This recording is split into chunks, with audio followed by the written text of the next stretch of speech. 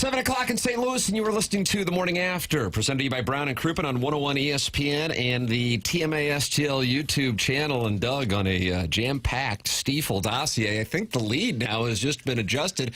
Charles Nelson Riley is in the YouTube chat. Oh, is he really? I liked him on the match game very much. Martin, you're familiar with his work. He's a fan of the program. More feminine than Paul Lynn's voice. Probably kind of. so. Large glasses a la Harry Carey. Mm-hmm. And maybe a scarf around the neck. Right. Yes. Would you like to see the scarf around the neck brought back? He was kind of an older version of James J. Bullock. Oh, yeah, friend of the program. Friend of the show.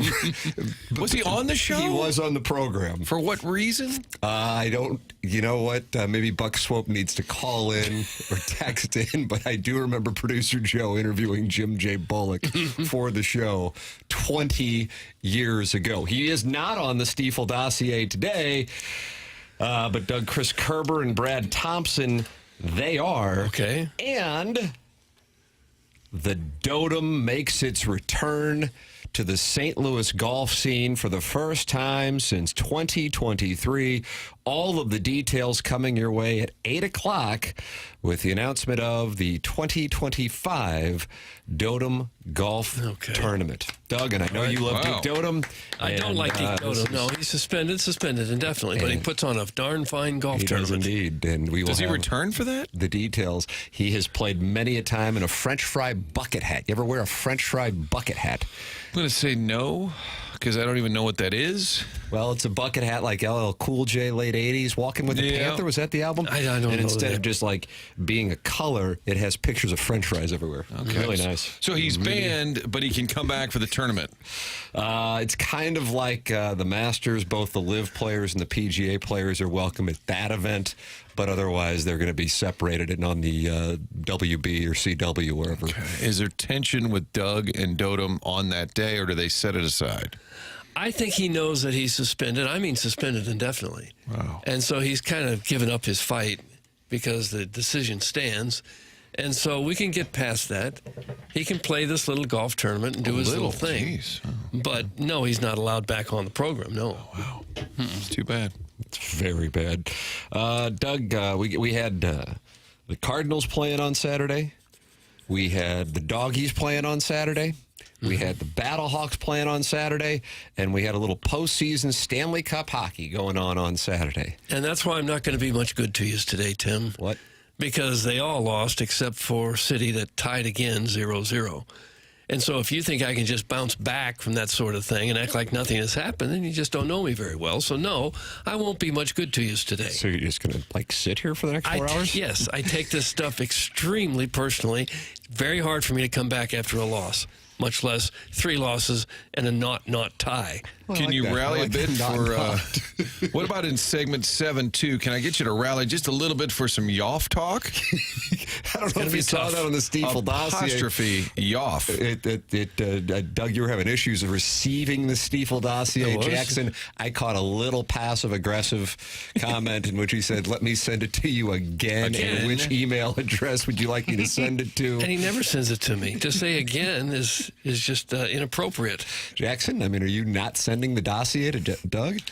It's a living, breathing dossier, and that's the thing. It's like membership at Augusta. Once you have it, you don't need to ask, like, oh, where do I need a membership card? I know.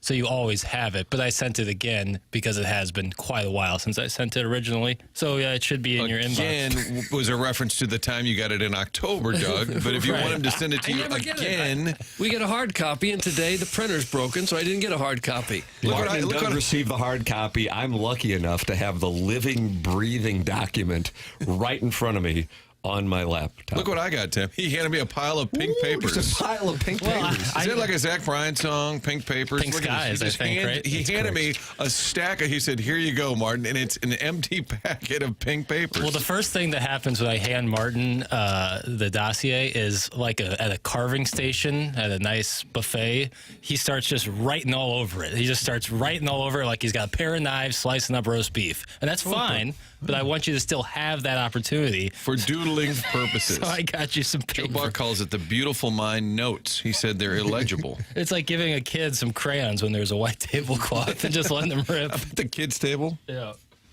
Doug, on the Stiefel dossier is Yoff Talk in segment 7-2. Okay. Now, what we do in 7-1, I guess it's always implied that it's light vamping. Opening banter. Okay. In opening banter. It's not even written down anymore in the dossier, but we will have Chris Kerber, Brad Thompson on the program, and Yoff Talk, which Stanley Cup playoff talk. And as Doug was just noting, he will not be good to us today because the Blues lost, the Cardinals just got swept, and then the Battlehawks lost and lost a quarterback. And then on top of it, Doug, the Doggies in Vancouver played to a not tie. That's right. I thought it was 0-0. It's Nothing doing. How many? I'm crowdsourcing. I think it's 6. I know what you're going to say. Oh, it's like you guys are without a playing goal? Jeopardy. I think it's 6. 6 games where they were shut out. Is that what you're going to ask? Yeah. I believe 6 times out of 9, Tim. 6 of 9, I believe they are scoreless. But a couple of those are, you picked up a point. Yeah. I would just like to see a little bit more action. What? First Dotem since the Lee May totem pole incident that Doug started. Indeed. That's from Alan Dadeville, and he gets things going in the Air Comfort Service text inbox, 314-399-9646. Doug started a Lee May totem pole. I didn't. In May of 2023, and that was an unfortunate incident, Martin, in which the Normandy bathroom, the plumbing was not working, and unfortunately, by the end of the day, there was a... People just kept going in there. Ew, Mommy, go look in the toilet. Yeah, really. That was from the live broadcast in the restroom. Is that when Tom O'Toole stepped in and said, we got to redo the rock? We got to redo the rock. That's he it. And the Golden Bears saw the Lee May That's it. totem pole and said, that'll do it, shut down the course. They didn't show that to Nicholas. Hopefully, Nicholas is unaware of the Dotem's history as he stepped in to help revive this great I would course. imagine he knows how important it is to get the layout right. Have any of you guys The driven Dotem. by that? Is it coming around okay? Now, your Normandy Any source. idea? your geographic crowd. Well, I don't get up that way unless I'm playing right, golf. You think Also- Jackson leaves Ladue to go check out St. Charles Rock Well, Road? It's not likely. Jackson, you driving around St. Charles Rock Road? Not for leisure, I would say. Leisure? What are your other reasons? You know, I guess I've driven past it in the last calendar year. I didn't, but you know, when I drive, Doug, I keep my eyes on the road. I would think 10 so. and 2, Martin. 10 Yeah. and I 2. just wonder how it's coming along. Well, I think somebody could send in a picture. We have a lot of folks who drive, I think. It doesn't Buzz drive for a living? lot of Well, listeners he's a do. delivery Well, driver that's what I'm saying. in We the have- Wentzville territories. Okay. If we could get somebody in the Chairman Normandy just passed his driver's territories. test. Oh, congratulations, Chairman. Sunshine Scooter says, shut it down. He's done with St. Louis sports. He wants them all shut down. Sunshine Scooter, of course, Martin being Lee Corso's name when he played at Florida State. Oh, that's right. Of the 4, so they went to let's see, we had a not tie. Doggies can't score. Battlehawks they were struggling to score, then they lost their quarterback. Cardinals can't win on the road. Blues lose a tough one. We'll get into Yoff Talk. But of the 4, Tim, I would say I'm the most bullish on the Blues, even though their situation is the most serious. Like the Cardinals have a long way to go. The Doggies still have a long way to go. The Battlehawks have 6 games left. 6 games left. But I would say of the 4, I'm the least concerned about the note. Oh, that's good to hear. But is that based on The others being Okay, yes, on that's the what I'm negative trying. side. That's what I'm trying to find Well, out where that's you a are factor. and why you're there. That's a factor. So we got Yoff Talk coming up here on the program, as you might imagine, with the Blues opening up the playoff series in Winnipeg and losing by a final of 5-3. That covered the over very heavily, as I think the total went off at 5.5, and Winnipeg was minus 180 in game 1. They're minus 195 for tonight's game 2, which you can catch here on 101 ESPN. Doug, 637.5. So 637, 30.5 for puck drop. Do you like the over or the under? I'll say the under. Nice. Now, the Blues are supposed to play at 8:30 on Thursday here in the Gateway to the West. Yeah. the gateway to the best football team. That's correct. I've moved the number to 845 30.5. Jackson loved it at 843 30.5. So the number moved because of Jackson's bet. Okay. For the puck drop. All right. Again, they tell the people 8:30, and then they get you real nice, like an SEC college bet. They get you real nice, like. So what do you think's going to happen? Over or under for the game 3? Puck drop. And you said the time is what again? 845 30.5. I'll say they get it in before, just to be different, just to be a Jackson still on the under? Or over, I'm sorry. And even though the numbers move. Yeah, I still got to stay on the over just because of the 2 anthem thing. Did you see they had two anthems before the game on Saturday? Gentleman in the it was silver fox, but long hair nonetheless. Jackie watching. Wow, look at you. Yeah. You watched the Blues and Jets? Yeah, and he was belting it out. And I think we're going to have and it'll be the first time in St. Louis. Therefore, I think the person in St. Louis, and rightfully so, belted out. And 2 anthems. That's Two why I think anthems, over. so you're going over. All right. I'm going over on both. It was 5:16, I want to say, puck drop on Saturday. So I would stick with that. Yeah, I'd kind of stick with that 15, 16-minute window. Number might have to move up again. And everybody is on the over. Plus, the total package says the NHL is a garage league. Thanks. Oh, come on. Even during the Stanley Cup playoffs. Can I ask a question? Tim, are you taking I'm questions? taking questions. Doug is not. He has let us know he will not be good to us today because of the local teams not having a great weekend. So after the game tonight, the Blues and Jets will have played twice. That's right. All right. And then Dallas, Colorado after tonight will have played twice. That's right. But the Panthers and Lightning tomorrow play game 1. That's right. Can I ask why? Doug is in charge of NHL scheduling. So Well, probably availability of their buildings. Oh, is it Cat Williams' fault? Brooks and Dunn is playing down in southern Florida. I blame all of these artistes. Okay. Call the plumber. Jackson effed us on Saturday. He's a jinx. That's from 2023. Listener of the Year, Chairman Steve in Wildwood. So you're saying me watching caused the Blues to lose? Well, if I have to fall on the sword and not watch, that'll You're be willing to take the bullet. that'll for be my everybody's cross guy. to bear. So where did you watch the game on Saturday? My buddy Pete's. Pete's. And you guys watched the entirety of the game? Yeah. I'm picking up I just want Martin to know I'm picking up some kind of read. I'm not sure where I am. You went out and played a game of horse in between.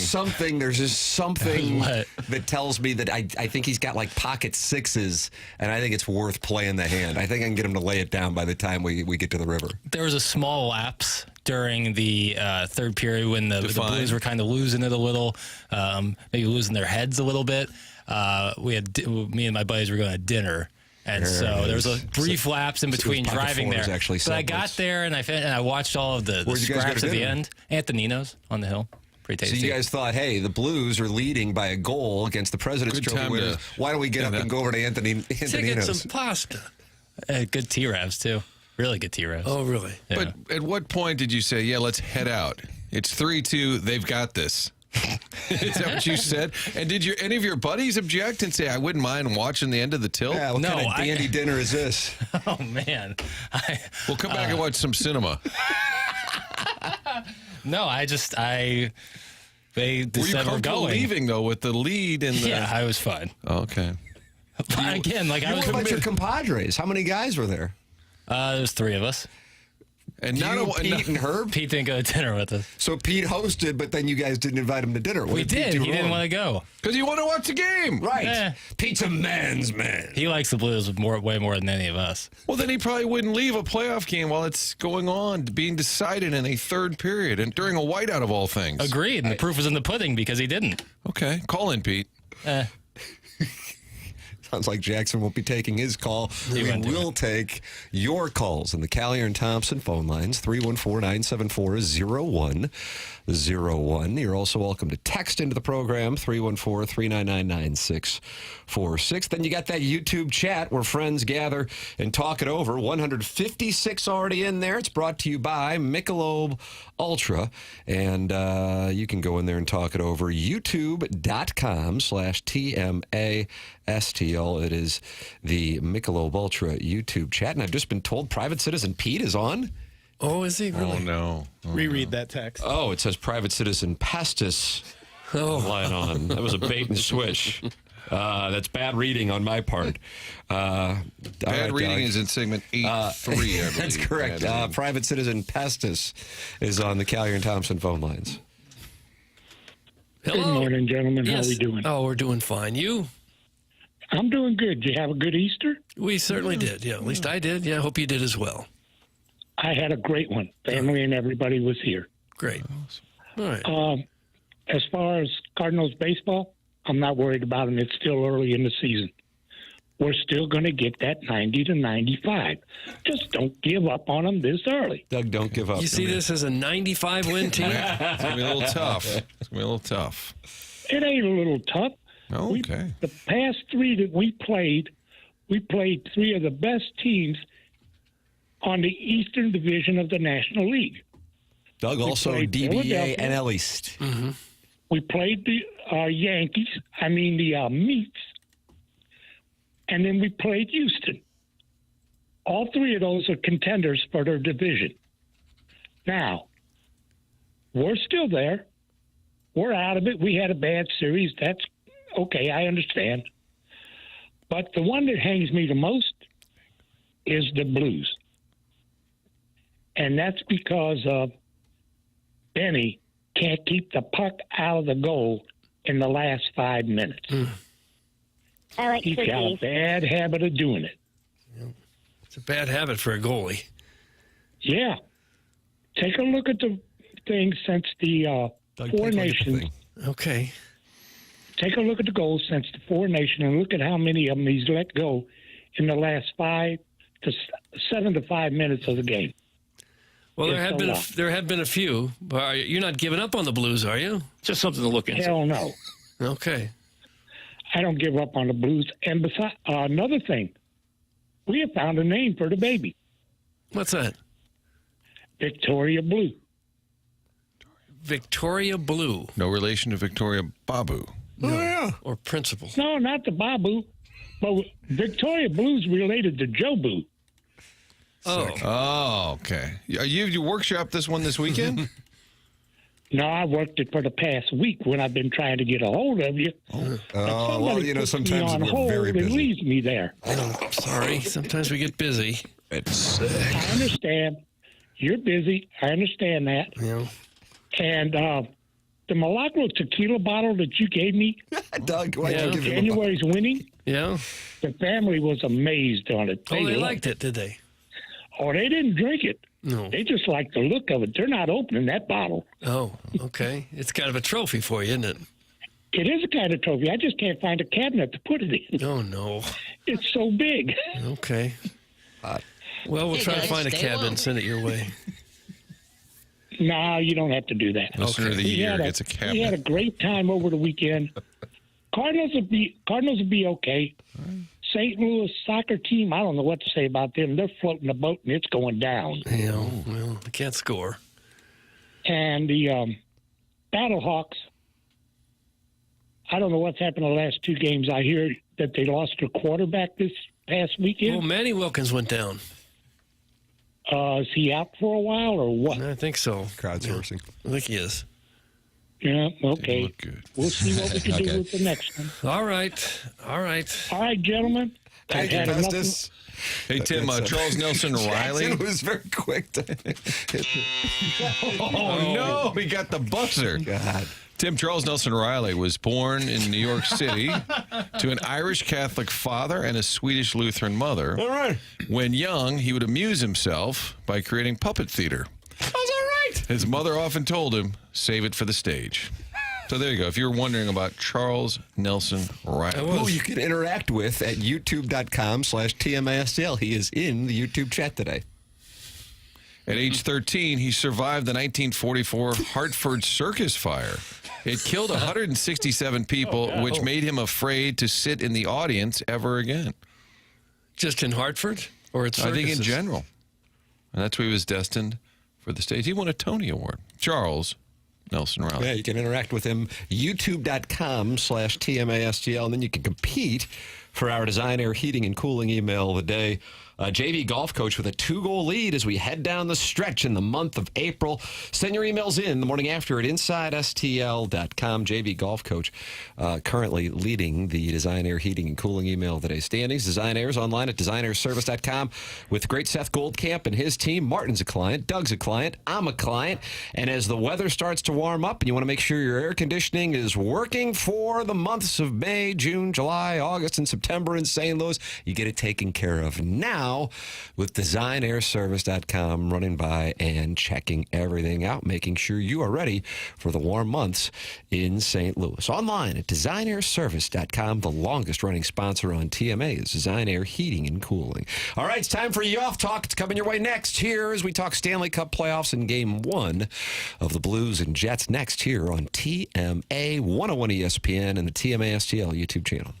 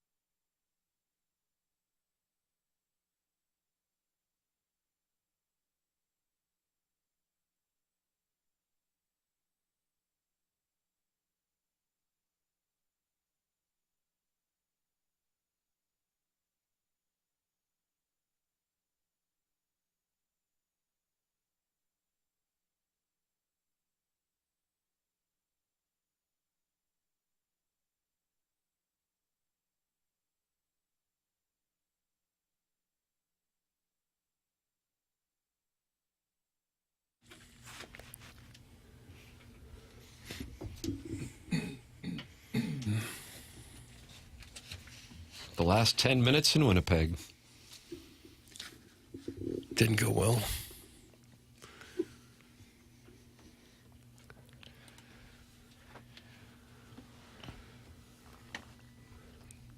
Battlehawks highlights. I'm just not going to be much good to you. The Cardinals road series weekends bad. 0-7. 1-9 on the road for the year. It's a nice W in Pittsburgh. Yeah, we did get that one. We'll cling to that. That's what we'll do. Atlanta's won 3 in a row. Cardinals haven't. Well, they'll be challenged tonight. Be interesting to see how that shakes out. But now it's time for Yoff Talk That's true, here yes. on TMA 101 ESPN. Doug, the Blues had 2 shots on goal in the third period in their loss to the Winnipeg Jets. One of those was a desperation shot. Sweet mother of mercy. The Blues lose 5-3 your final in Game 1. Really kind of felt like it was going to be a win. They got off to such a nice start, played really well for 2 periods, and then just didn't have much going at all in that third period. So you kind of feel like if you're going to win one on the road, this was right there to be won, and they let it get away from them. So it's going to be a tough series just in general. The Jets are a very good team, extremely good defensive team. So I don't know that the Blues are going to have a whole lot of games against them where they score any more than 3 goals. You hope 3 is enough. Certainly it wasn't on Saturday. Yeah, I think going into that, if you say you get 3 against Hellebuyck, who had a great season, you got a pretty good chance to win. I'm just wondering, that third period, was it just the Jets doing what they wanted to do? Was there a little bit of strategy? You're up 3-2. You wouldn't sit on a lead when it's 3-2, but did they? But Martin, that's what I think a lot of it was. But I mean, were they just kind of content? Like, let's just lock in a little Doug bit. calls it parking the bus. I mean, you can't when you're up 3-2 and 1 shot on goal. That's almost unfathomable. How about this, in a Dad? 20-minute period? Jordan Kyrou was the only player on the Blues to have a shot on goal in the 25.5-minute stretch of play between the score being 3-2 St. Louis and then 5-3 Winnipeg. Hello again, everybody. I mean, that's almost impossible. And that's why I am wondering, and Kerbs will join us, 8:15. did he see it kind of in front of him playing out, that they were kind of locking in, sitting back, and saying, well, we're in a good spot? I mean, you if so, you can't. You can't sit on a 3-2 lead. No. I think since Holloway has gone down, which is an important part of the conversation, that during the broadcast, the TNT broadcast, when they were making the observation that both teams fully healthy, I thought to myself, well, that's not the case. And that's not the case for the Jets either, but for the Blues, the Holloway injury has materially altered the way the team looks ever since that second period game against the Penguins. And Holloway not being a part of it impacts the Blues' scoring depth. And so I've wondered, because we've seen it now in tight games when that losing streak began, that the Blues would kind of go into this, Doug, you call it park the bus? Well, I've heard that. Strategy, because part of it is this is what Winnipeg does defensively, and then the Blues go, okay, we're going to park the bus, and you see the result. I mean, it was 1 shot until the desperation shot that counted as a shot on goal. But other than that, as noted, Jordan Kyrou, the only player on the Blues to have a shot on goal in damn near half the hockey game. Between the score being 3-2 Blues and what was the final 5-3 Winnipeg. Because the rest of the formula, you want to out-hit them. 53-33, Blues led in hits. You want to win on the dot, Doug. You got to be good on the dot. And they did. The bus Great went on the face-offs, but you only had 17 shots. But the face-off that the Jets won wound up being the game winner. Yeah. But I think with Hellebuyck, you want to test him as often as possible because everybody talks about his playoff failures. So put a lot of rubber on the net, Doug. Put some rubber on the net. Yes, I would advocate You were for that. probably watching it going, shoot. I was. But you got to give some credit to Winnipeg. This is who they've been all year. So they're on scholarship also? LA's on scholarship, too. They've done this to the Blues 3 or 4 times already just this season. They shut you down defensively. It's a hard team to score against, even to get a shot off. The Blues are going to have to figure something out. I thought at the time, I thought the Suncoast goal was huge because I felt like, oh boy, here we go. It's tilting in their direction. You had the early lead. The Bob Thomas TMA bump was real. And then they get 2 goals, and you're like, all right, here we go. Jets are just going to, I thought it for a moment, oh, here we go. They're just going to clobber the Blues. And then Suncoast, of all people, scores. You're right back in it. That was a game. I think that's the frustrating part, in spite of those poor shot numbers. That was a winnable game. So I think I agree with that. I think that you come away from it with 2 different perspectives on not just what took place, but then how you look ahead. Number 1, it was there for the taking. And then number 2, because I think it was in part because of what the Blues were doing strategically, and then how good Winnipeg is, that they were able to impose it and then exacerbate it with just dominating the Blues and how tight they play, that you go, yeah, this is going to be awfully difficult to get back in this thing when this team is as talented as they are. And my observation, throughout has been, and by that I mean on Winnipeg, there was an appreciation for the Colorado Avalanche's greatness when the Blues played them in the second round of the playoffs 3 years ago. And it was talked about in the regular season that this might be one of the best teams we've seen since, perhaps that Red Wings team of 2002 that's just full of Hall of Famers. And so whoever was going to go up against them was really going to have their hands full. So from that standpoint, Golden Knights beat Minnesota last night. And even though I think some might go, well, the Golden Knights might have been the tougher matchup, I think that's because Winnipeg carries with it this, well, they're going to fall apart. Hellebuck's going to fall apart in the postseason. So that's the matchup that you'd rather have. And I'm just not sure that that's necessarily the case. But I think kind of like a college football team, the name then maybe guides what people's appreciation is for how good the team is. In other words, if this were the Avalanche with 116 points, if this were the Golden Knights with 116 points, and the defensive stats that they have, I think there might have been a greater fear. And I think we got a chance to see, unfortunate as it might be, both who the Blues are without Holloway offensively for the second half of that game, but also how great that Winnipeg team is. They're just the Winnipeg Jets, and so they don't carry with them the cachet of some of these more recent dominant franchises. Instead, they're viewed as a team that's going to falter in the postseason despite a great regular season. All right. We're judging them more on their past than on what they did this year. That's right, because the Blues were the same thing 6 years ago, and then you turn that thing around, and then all of a sudden you're intimidating. Yeah. This was about the worst matchup the Blues could have gotten, I think. Especially you take Holloway away, offense is going to be hard to come by, and you go up against the best defensive team in the league. That's a bad recipe.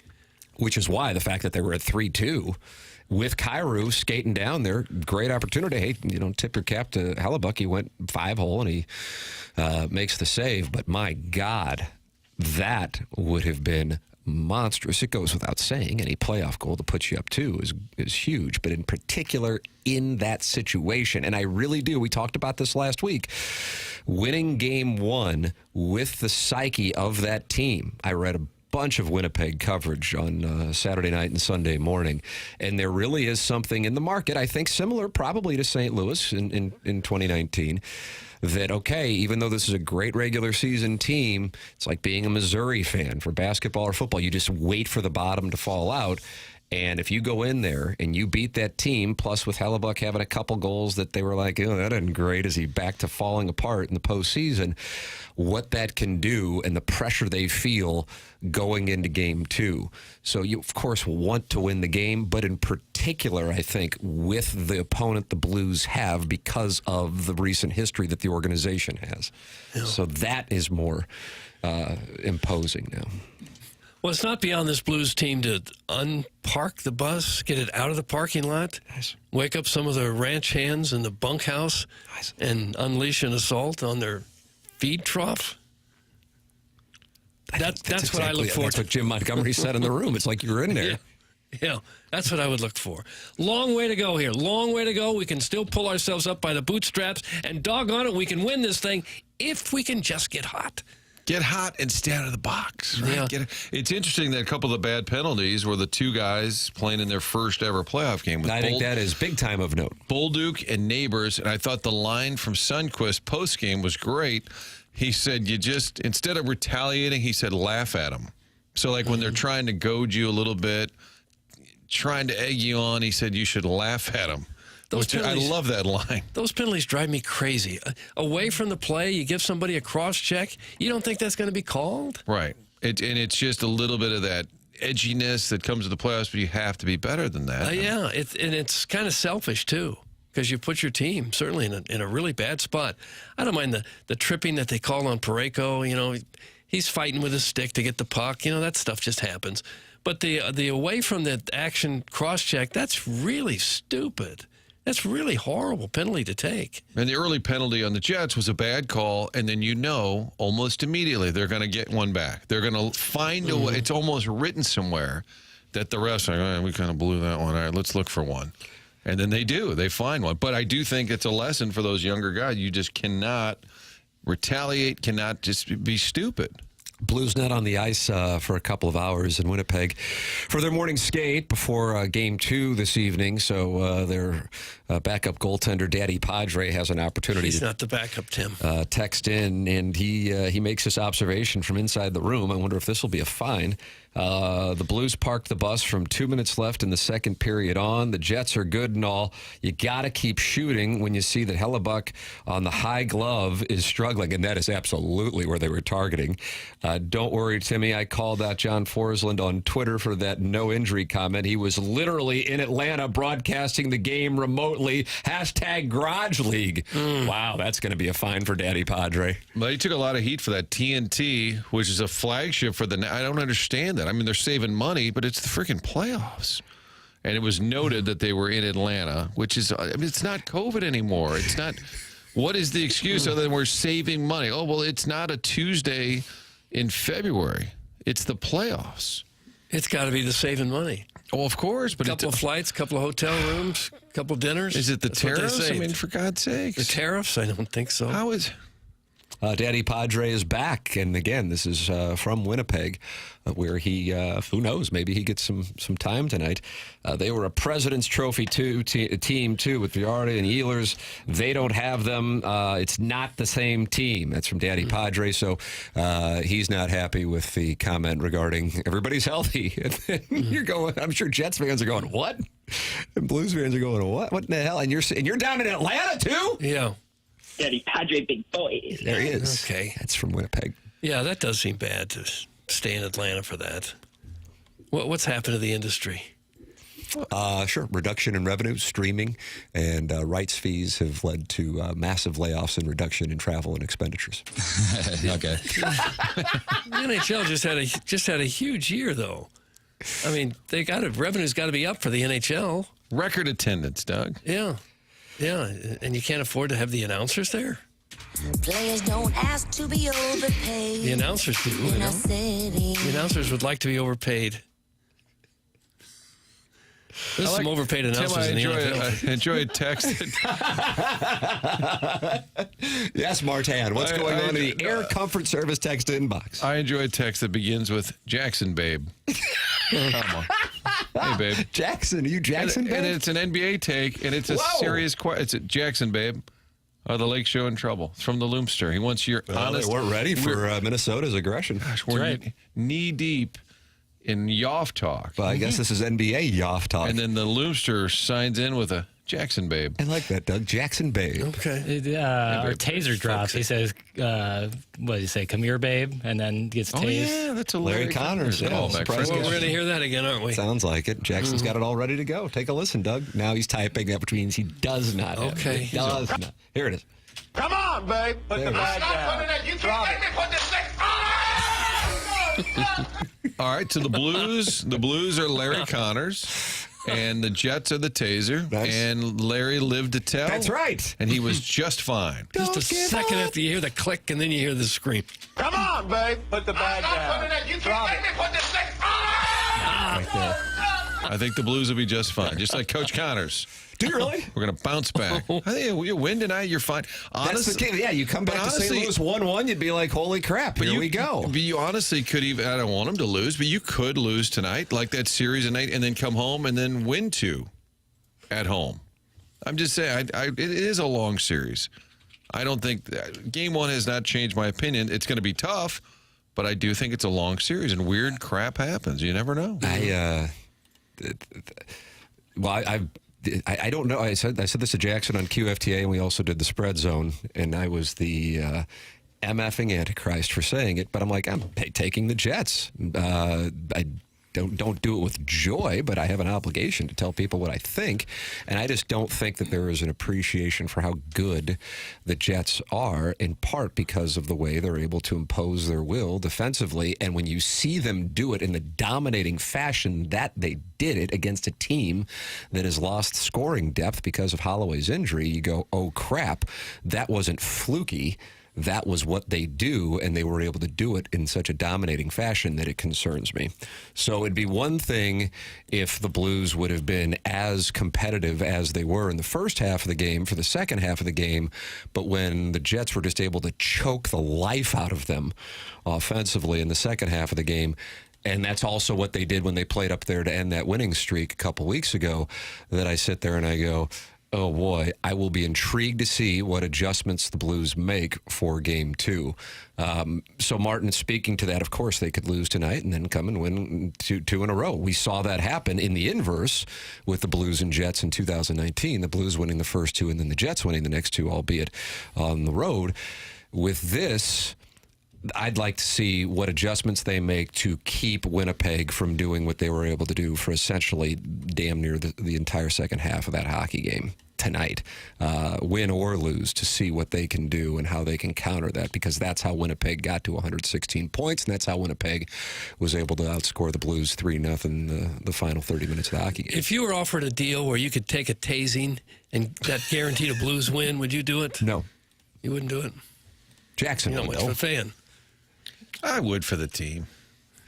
One per game, you take 4 tasing. Well, I have to get 4. I just wanted to win tonight. Well, you want to win the series or not? Well, I'm going to start with, I'll take the tase for tonight, then you're on your own. Yeah, after that, Martin gets us back home for a best of 5 with the Blues having home ice advantage. There you go. I mean, I could get through it. If it feels like one of those dog collar, like a shock collar. Or are you into that kink? I'm not necessarily into that kink, and I'm not kink shaming those who are. Nice. Other people listening with dog collars on. Call in. Yeah, if you are, please call in. Maybe that, but like an actual taser or a stun gun? No, I'm not doing that. I'd rather it's not. Dangerous. I'd rather not, but if it helps this city lift up, Doug, I'll do it. Now, that's the kind of attitude we need more of. It's a long I think Tim's right, that they're underappreciated. They should be favored. I think KG looked it up the other day. It was 14 of 16. The ESPN hockey pundits picked the Jets. They should be favored, but I do think it's a long series. But I don't think people were picking the Jets like 4-0 or 4-1, and they didn't pick the number of games in that column that he's referencing. I think people expect it to be a long series, usually constitutes 6 or 7 games when people say that. And I could certainly see that. Don't get me wrong. I think with Carolina and New Jersey is an example. That's one where people are thinking, okay, that might be a sweep or a 5-game series. You just got it. You saw what they do, and they were able to do it so effectively that is concerning. So I will be intrigued, not just, of course, for the outcome tonight, where you want the Blues to win and bring this thing back to a raucous building on Thursday night, 1-1, but also if Winnipeg is able to, and I can't imagine it'll be as dominating this time, let's hope not, but how the Blues counter that. What will the Blues do? Because also another part of that was the Blues power play was responsible for a couple of those goals as well. Will the Blues go bat crap with the hits? It's great. It's a strategy that we actually saw them utilize to an extent in 2019, albeit with a massively different roster. Teams would be in submission mode by the time games 5 and 6 rolled around, much less game 7. They'd be shells of themselves because the Blues would pound them into submission. That's another thing, had they gotten that thing in Winnipeg on Saturday night. I loved it. I loved that they were out hitting them the way that they were. I mean, but I would think that'd probably be part of the game plan. Because to continue to do it, that's a strength. Yeah, because I think Winnipeg has got more offensive talent than the Blues, and they've probably got more defensive talent as well, not to mention the number one goaltender in the league right now. So I would think maybe that's the strategy that you use, is just try to wear them down physically. And maybe that'll pay dividends in a long series if you can get a couple wins. One loss versus a great team, and Tim jumped off the ship already. Playoff hockey, Tim. Be better. That's from Jamie's Vacation Speedo. Come on now, be better. I just have to say, respectfully to Jamie's Vacation Speedo, I picked the Jets before the series because one of the things that makes me perhaps the greatest of all time, those are Doug's words, not mine, is that I'm not running for office. And I pride myself on paying my bills with your hatred. And I welcome it. Would you like me to block this fellow? No, I respect the perspective. However, I just need to state the facts in addition that I picked the Jets beforehand. But let it be known that I picked Missouri to win the NCAA tournament and the Rangers to beat the Cardinals in 2011. So even though I speak infallibly, a handful of times I've been wrong. And those two are the only ones that I can think of. But a handful of times. I don't want to be correct, but I don't come on the air and just tell everybody that I think the Blues are going to win the Cup and the Cardinals are going to win the World Series and, the Battlehawks are going to win whatever that thing is. Whoa. It's the right. It's the UFL Cup because one side is the XFL conference. Nice. It's a conference with 4 teams, Tim. Some would call it a division.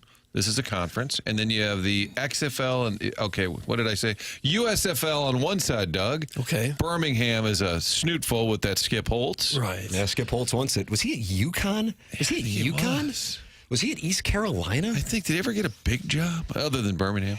He was interviewed for the Missouri job. So it's the XFL on one side. It's the USFL, and then they play for the UFO. Tom Brady was at the Dome last summer, handing it out. Yes, he was. There you go. Yeah, Doug, that's a problem right when it starts that way. Be better?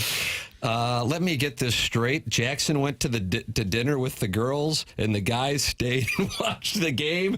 You can act like a man. Go out to dinner with the girls again tonight, and don't even think about going to OB's until the Blues win the Cup. That's from Chairman Steve in Wildwood. I didn't know you were dining with the girls. I don't think there were any girls, were there? No, it was all men, baby. All men who said, it's the third period of a Stanley Cup playoff game on a Saturday night. Why don't we go out and get dinner? Got dinner together at a fancy schmancy restaurant? I mean, Antonia's is a lovely restaurant, but I wouldn't say you have to, put on your Sunday best to go there. You walk in. Not a Any shot. tables available? Yes. Everyone else in town is watching the hockey game. Where would you like to sit? They have television sets there where you can watch the game. Doesn't seem like it. No, I didn't go with any women. You went by yourself? No. 2 of my buddies. And they hate the And Blues that's all too? he's saying about that. One of them doesn't care about sports, and then generally speaking, and then the other one isn't a local and doesn't really care about that. Isn't a local. Yeah. Is he in from Manhattan? L.A. Chi-town. Stand up. No, we're better than Chicago. See? Why didn't somebody tell Jackson to be better? They've been telling me to be better for a while now. There's nothing I can do. I tried my best. I was watching that game, skate boy skate, yelling, Sonny, goal. Robert Thomas scored. I said, TMA bump. There it is, the TMA bump. They were hitting each other. I was like, woo. No hate. Just wish you were on the ship. I love you, Tim. You are the best. That's from Jamie's Vacation. Oh, no. And he's right about the last part. And I'm not saying, my obligation is to tell the audience what I really think. And I don't think that the Blues are going to beat the Jets. And I said this before they lost game 1. So I think that's a reasonable take. But I want to be wrong, and I have made predictions against local teams in the past, which of course are never well received, but I don't always pick against the local teams. Of course, I grew up here. I am a fan of these teams, but my obligation is to tell you what I think is going to happen. That's all it is. So with Jamie's Vacation Speedo, we're going to spend some quiet time together at a bed and breakfast. Maybe New Hampshire, Live Free or Die episode. He's got a Speedo just for vacations? Gosh. Was the Bob Newhart show was that in New Hampshire in the woods? That might be Vermont. Daryl and Daryl. Doug, which one's on the east? I think it's New Hampshire because that's what KMOV flew us into for the 2004 World Series. New Hampshire's nearer to Maine. That's how I used to try to remember. It might have been Maine, the Newhart show. I get Bob confused up Newhart there. will join us coming up in the 9 o'clock I think he's hour. still alive. The hologram will. He passed last year. Did Brad he? Thompson is still with us. You sure? Yeah, Bob Newhart passed. I'm pretty confident it was 2024, too. I'm going to put 20% of my bankroll that I accumulated from the Justin Thomas win this weekend on Bob Newhart. He died in passing for the- 2024, July 18th. Bob, the great Bob Newhart, who I was hoping to run down for us. He was a funny guy. 94 years old. Yeah, 94 Bills. Buddy the Elf's father. The show Newhart was based in Vermont. Wow. Rural Vermont. Man, we're hitting on a lot of things here this morning, like Yoff talk. Here is what Jim Montgomery had to say, Jackson, following the loss on the Blues not having good habits in game one. Our habits weren't very good tonight. Defensively, we weren't very good tonight. We'll grow. We'll get better. Both teams are forechecking. It's the playoffs. You're going to forecheck hard. I didn't think our puck management and decision-making was quick enough. Doug, you probably didn't like the edit point. I didn't. I expected a little bit more. Did he say anything after that? Is there a reason I need to fall off my stool every time a soundbite ends? It's unbelievable. It's unbelievable. That sounds like a man who's ready to just throw in the towel. It's game one, and we're already doing this nonsense. Play another post-game clip and let's just see how it let's ends. see how the editing is on the other clip. All right, this is Jim Montgomery, kind of his waning. He's not too worried. A lot of guys who are inexperienced out there on the ice on Saturday. No, I'd love to hear it. It's a little bit of execution, and it's a little bit of getting used to Stanley Cup playoffs. We got a fairly young team out there. A lot of guys playing in their first game in the Stanley Cup playoffs. So that's why I know we will get better from it. It trailed off a little at the end. That's how he spoke. Okay. I don't know That's what you the best want. you can do, I guess. I like that observation. That's one of the things that I am hopeful for in game two, which is why, of course, the outcome is the primary focus. However, recognizing that the Winnipeg Jets also have received scholarships, is that what you said? They got scholarships too. I realize that it's going to be difficult to win the game, but how will the Blues show growth? Sounds like something you would say at some kind of seminar at a business park in South County. I'm talking about, these self-inflicted wounds. Will those go away?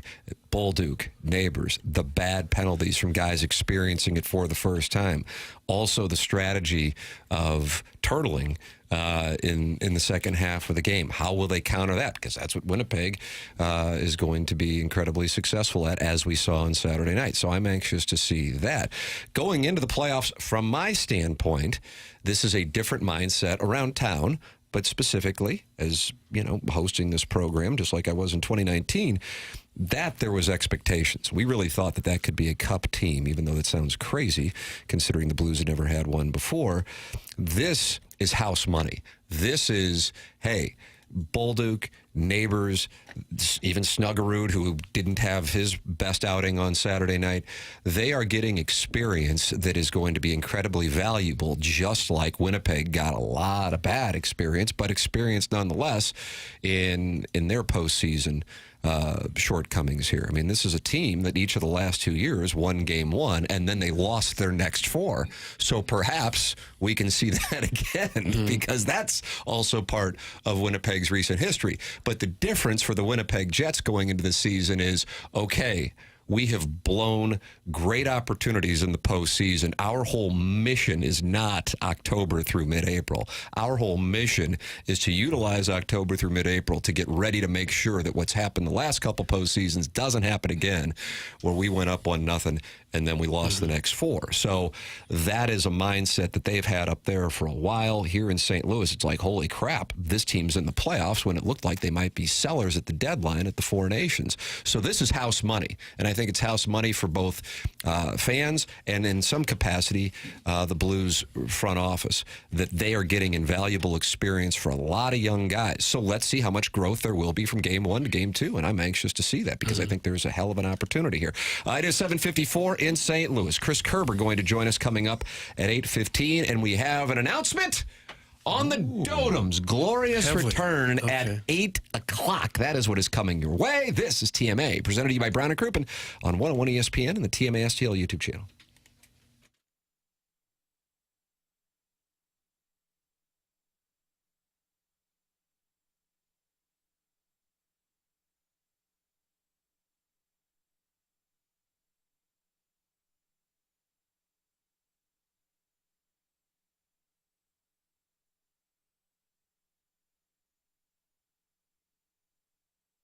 Well, as the weather warms up, it becomes engagement season. And if you are thinking about getting engaged, or if you know you want to do it, I would like to recommend Moritz Reusch Jewelers, located on the 15th floor of the tower, right across from the St. Louis Galleria on Brentwood Boulevard in Richmond Heights, right there next to Clayton.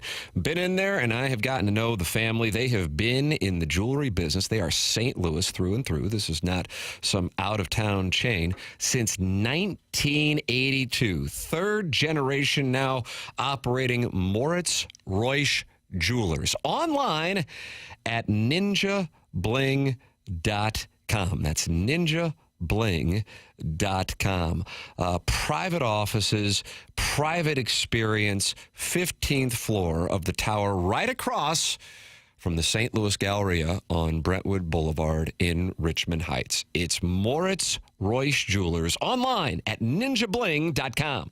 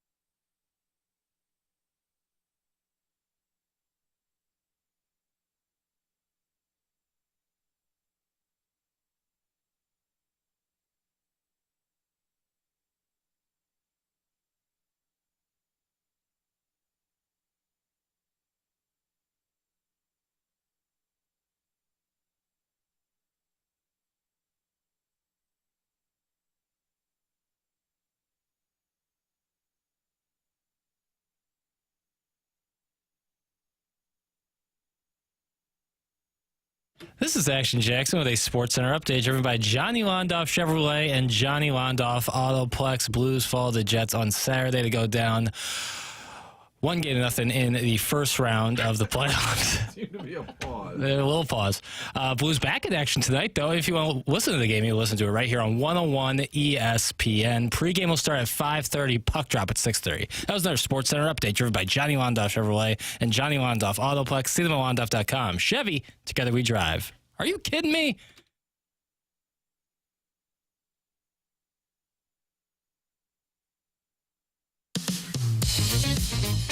Oh, yeah. I think you're going to like this, Doug. Well, the ice is cold and the lights are bright. Blues will take the cup on a Saturday night. Robert Thomas dancing with the puck. Snipe the top shelf, oh, what a run of luck. Oh, at O.B. Clark's, the crowd's going wild. But Jackson's got a different kind of style. Leans in close to the bar, real sly. Says, can you switch it up? Give something else a try. Put on the 2019 WNBA Finals replay. Those ladies are ballin', Washington Mystics all the way. Bartender laughed, you're one of a kind. Then flipped him the bird, didn't pay him no mind. Ooh, yeah. Blues gonna get that cup again, baby, it's true. Singing Gloria down Market Avenue. Raise your glass, do a little twist. 2025's a championship kiss. Shooby-dooby, cup in the loo. Oh, yeah, we do.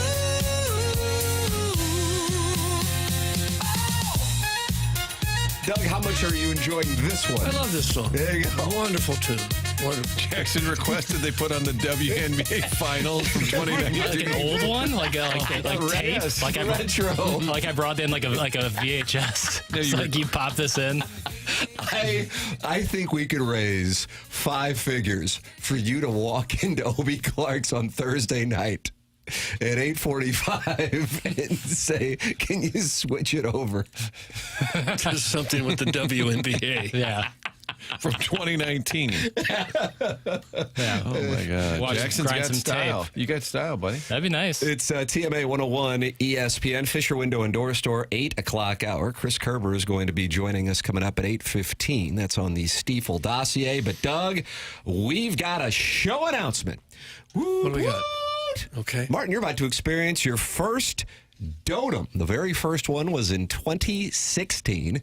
That is the TMA golf tournament named after Deke Dotem, who, from my standpoint, is the patron saint of the morning after, even though he's been banned from the show. Indefinitely. What year did you ban him, Doug? Because I'd love to Oh, it listen. goes way back. Yeah, it was an indefinite suspension. Yeah.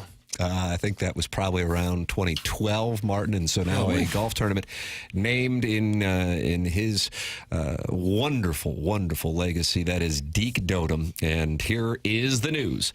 Tee off with TMA at the return of the Dotem Golf Tournament presented by Michelob Ultra.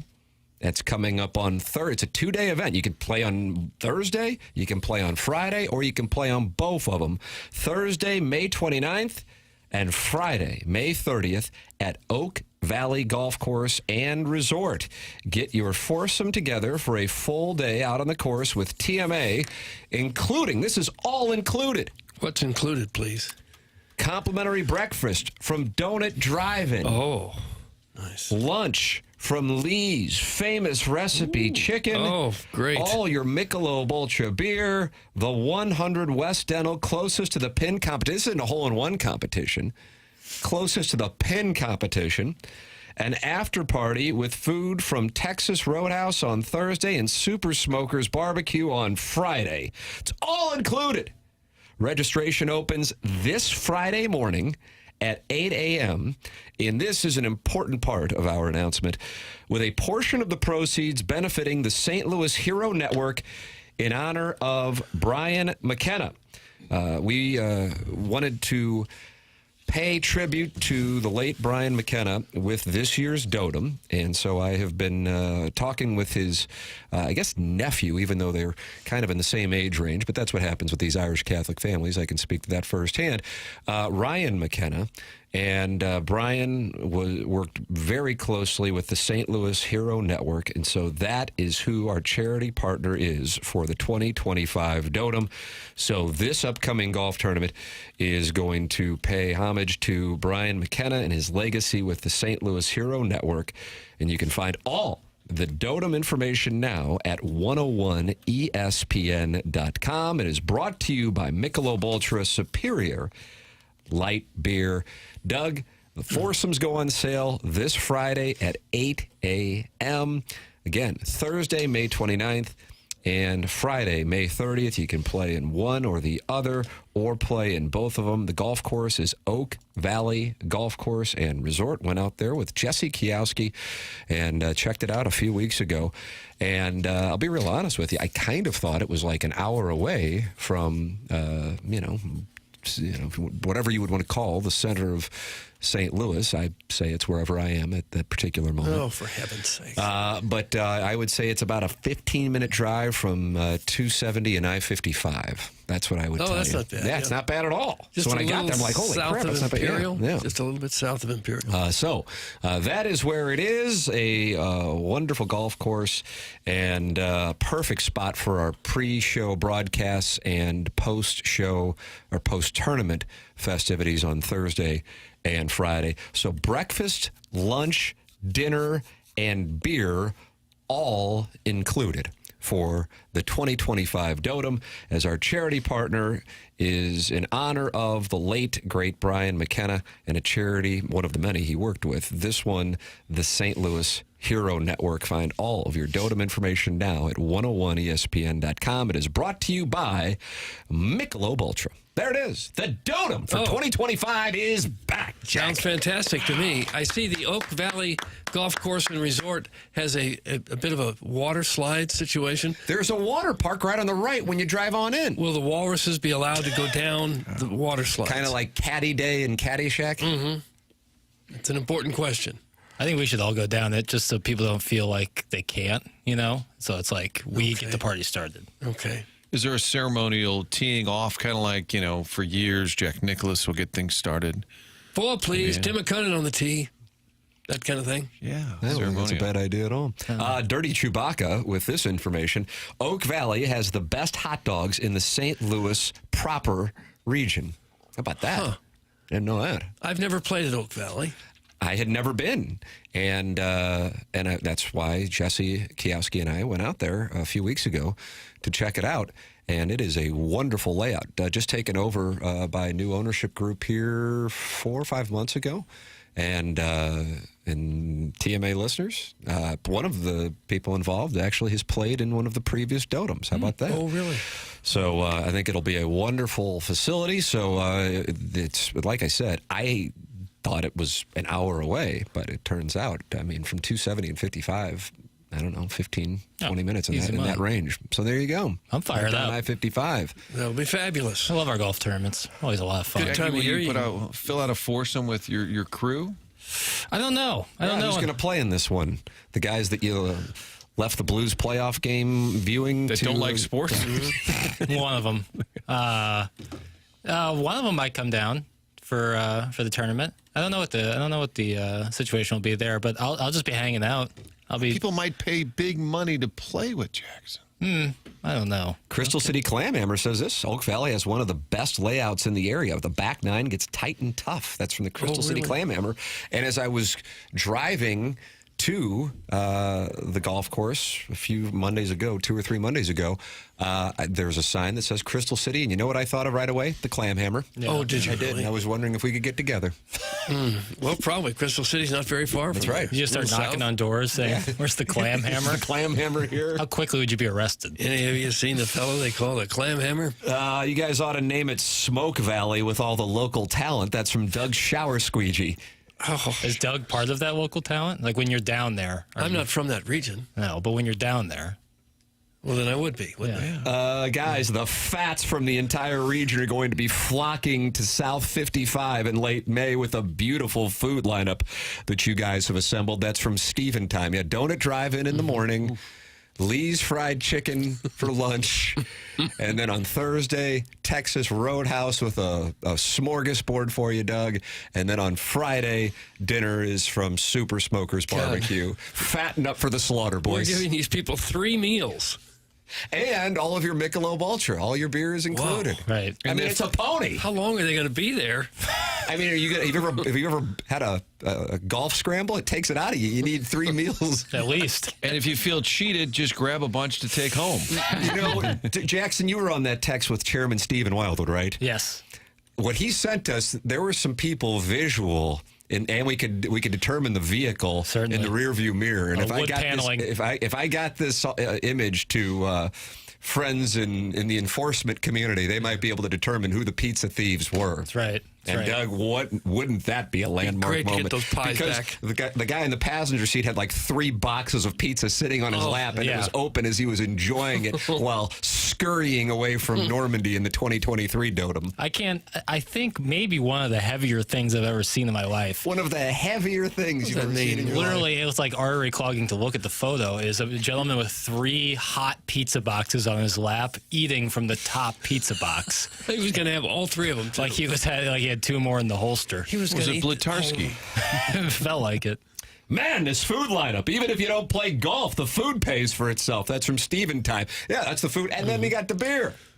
We kind of tee off right at the perfect time. 10:30. 10:30. So we will do the show from 7 to 10 that day. I believe BK and Ferrari were kind enough to be doing their show, expanded an hour that day, so we can go out on the golf course and play. They'll be from 10 to 2 that day. Yeah. And we tee off at 10:30. For those of you curious, I probably should have included that. Yeah, but it is kind of perfect because you get out there, you're not waking up at the crack of dawn like you would for maybe some more of your 8 a.m. shotgun starts. You get to wake up a little earlier, but you come see the program, you get a little donut drive-in, then you get lunch at the turn, and then you get dinner afterwards. A 3-meal kind of day, Doug. Yeah. It sounds perfect beer to me. throughout. Guys, Oak Valley is the former Teamsters course. It's a great spot. I grew up playing there. That's from the Chief Smuggling Bear. All right. Chief Smuggling. And you should be able to count on the weather. May 29th, May 30th. That's probably perfect weather type. Yeah. What number do you think will win it, Doug? Oh, I'll probably 20 under par. Oh, you're right about it. Probably my pairing. That's right. Tim, have you already gotten the trophy engraved? My dad's working on a couple different trophies. Does this make me one of the Fats? Because I'm on the Oak Valley Golf You Course want to know about that hot dog? website, and I'm on the menu. I'm looking. How dense is the menu? Instead of looking at the course layout, they got a beautiful picture here, a glass of wine, maybe a Manhattan. They got a great bar. That's what I'm looking There's a at pavilion here. and outdoor. You can see the old man. The old man. Take a listen to this. Deep river, my home is over Jordan. Clark W. Griswold, 1980. I don't know the years, Tim. I'm going to say 83. Gets me 82 and 84, but I think European Vacation was 85. Yeah, I think you're nailing it, too. My family and I are looking for sex. Chris Kerber going to join us coming up in a couple of moments here on our Blues Stanley Cup coverage 101 ESPN interview at 8:15. There is your Dotem announcement. Go to 101ESPN.com to learn more. Get your foursomes together. May 29th, May 30th. The foursomes go on sale at 8 a.m. And this year, our charity partner, the St. Louis Hero Network, one of the many charities Brian McKenna worked with, and we want to pay homage to Brian and all of his charity work. So that is our charity partner for this year's 2025 Dotem as it makes its glorious return, all presented to you by Michelob Ultra. This is TMA, and it's presented to you by Brian and Crouppen on 101 ESPN.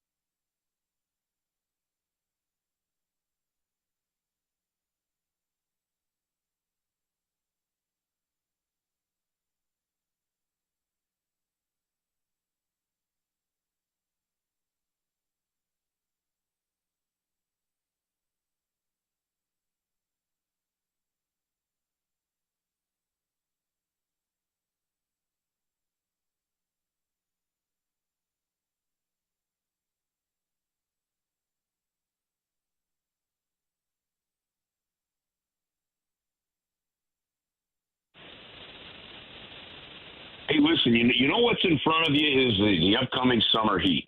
You know the St. Louis weather. You know how volatile it can be in the spring, and then you know how hot it gets right in the middle of the summer. Take care of your air conditioning unit now. Get it maintained. Get an appointment with the folks at Classic Air Care. Their technicians are amazing. They've got a 4.8 Google rating. You can read the amazing reviews that they have from people, and these are reviews coming from your neighbors talking about other neighbors that are the technicians that are in the homes working on these units. Why do you maintain it? That way you take less of a chance of anything catastrophic happening to the unit when you're using it most in the heat of the summer. It's really that simple. It's like changing the oil on the car or rotating the tires. It needs to be done once a year, whether you do it in the fall, whether you do it in the spring. So if you didn't do it last fall, do it this spring. Get online and make an appointment at ClassicAirCare.com. Now, look, the main thing you can do to help maintain that unit, change your air filters, and you can order air filters on their website as well. They take care of my house. They'll take care of your house. Go to ClassicAirCare.com and make sure you do the basic maintenance that you need to make sure you avoid major repairs on your air conditioning unit. It's that simple. ClassicAirCare.com. They've been making people comfortable since 1926.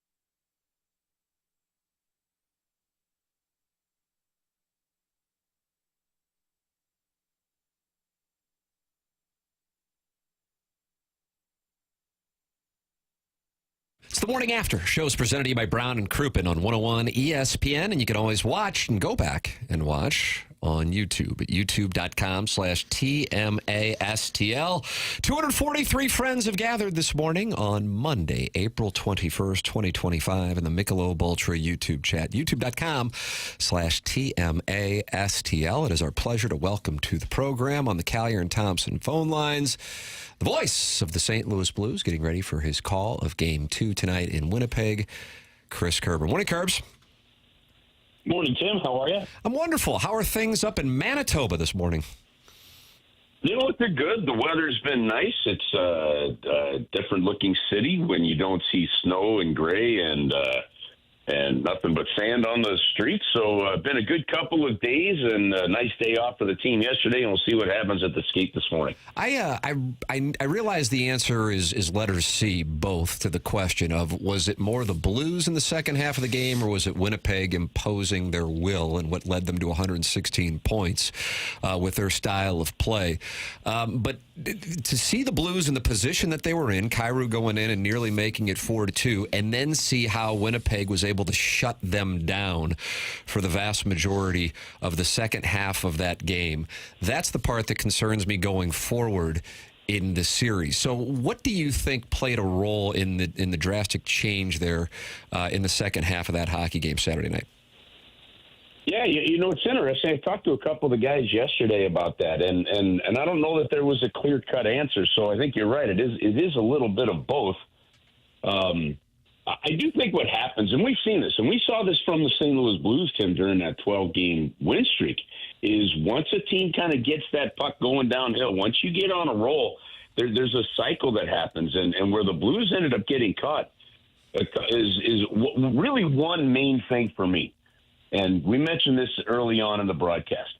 If you're going to end up in trouble with the Winnipeg Jets, it's going to be when you try to clear the zone and you don't get the puck out, because then they're able to start this cycle going. And that's really what happened in the third period.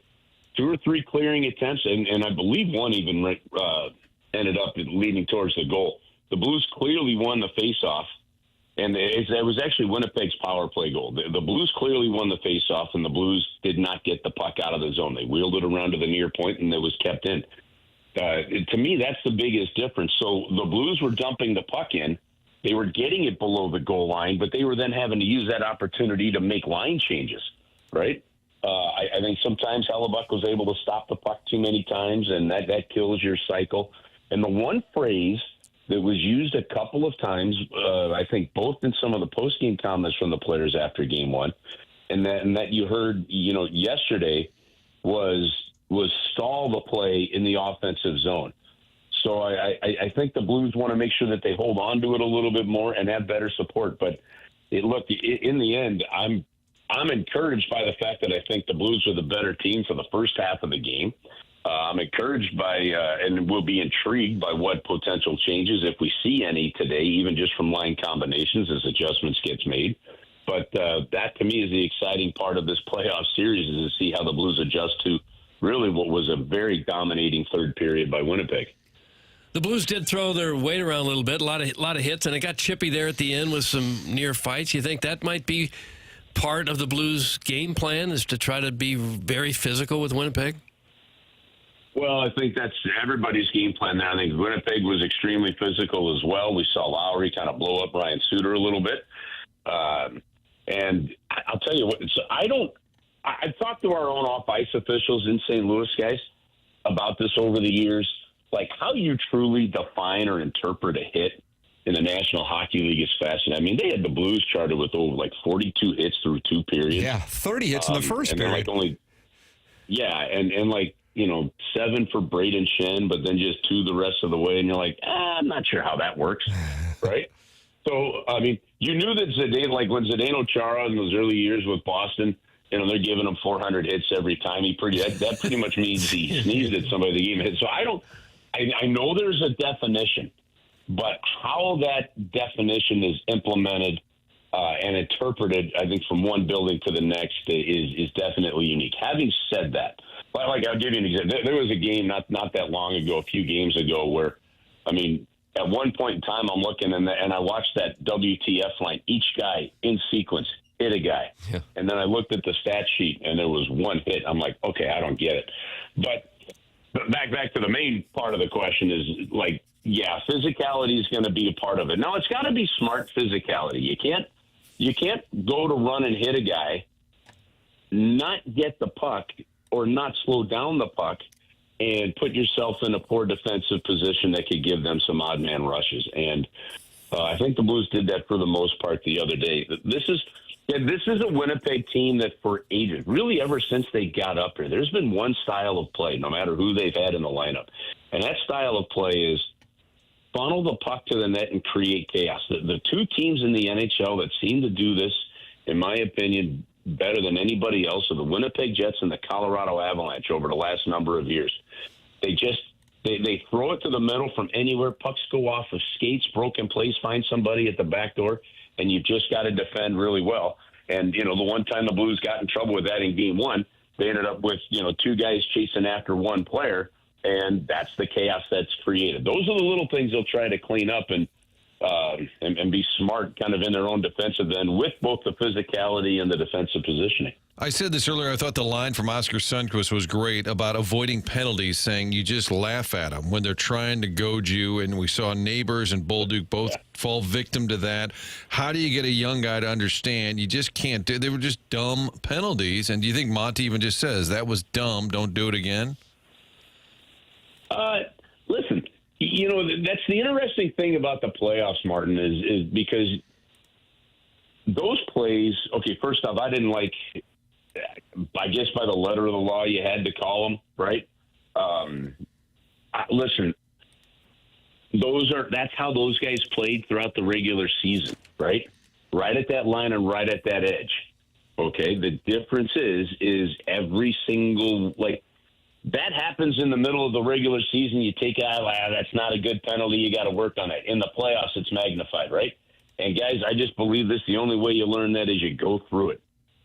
And when I listened to Jake Neighbors yesterday on the off day, I'm sitting there just absolutely impressed by this young man. It just doesn't seem like any moment's too big. His answers were he doesn't sound like a third-year NHL player that's just played in his first playoff game.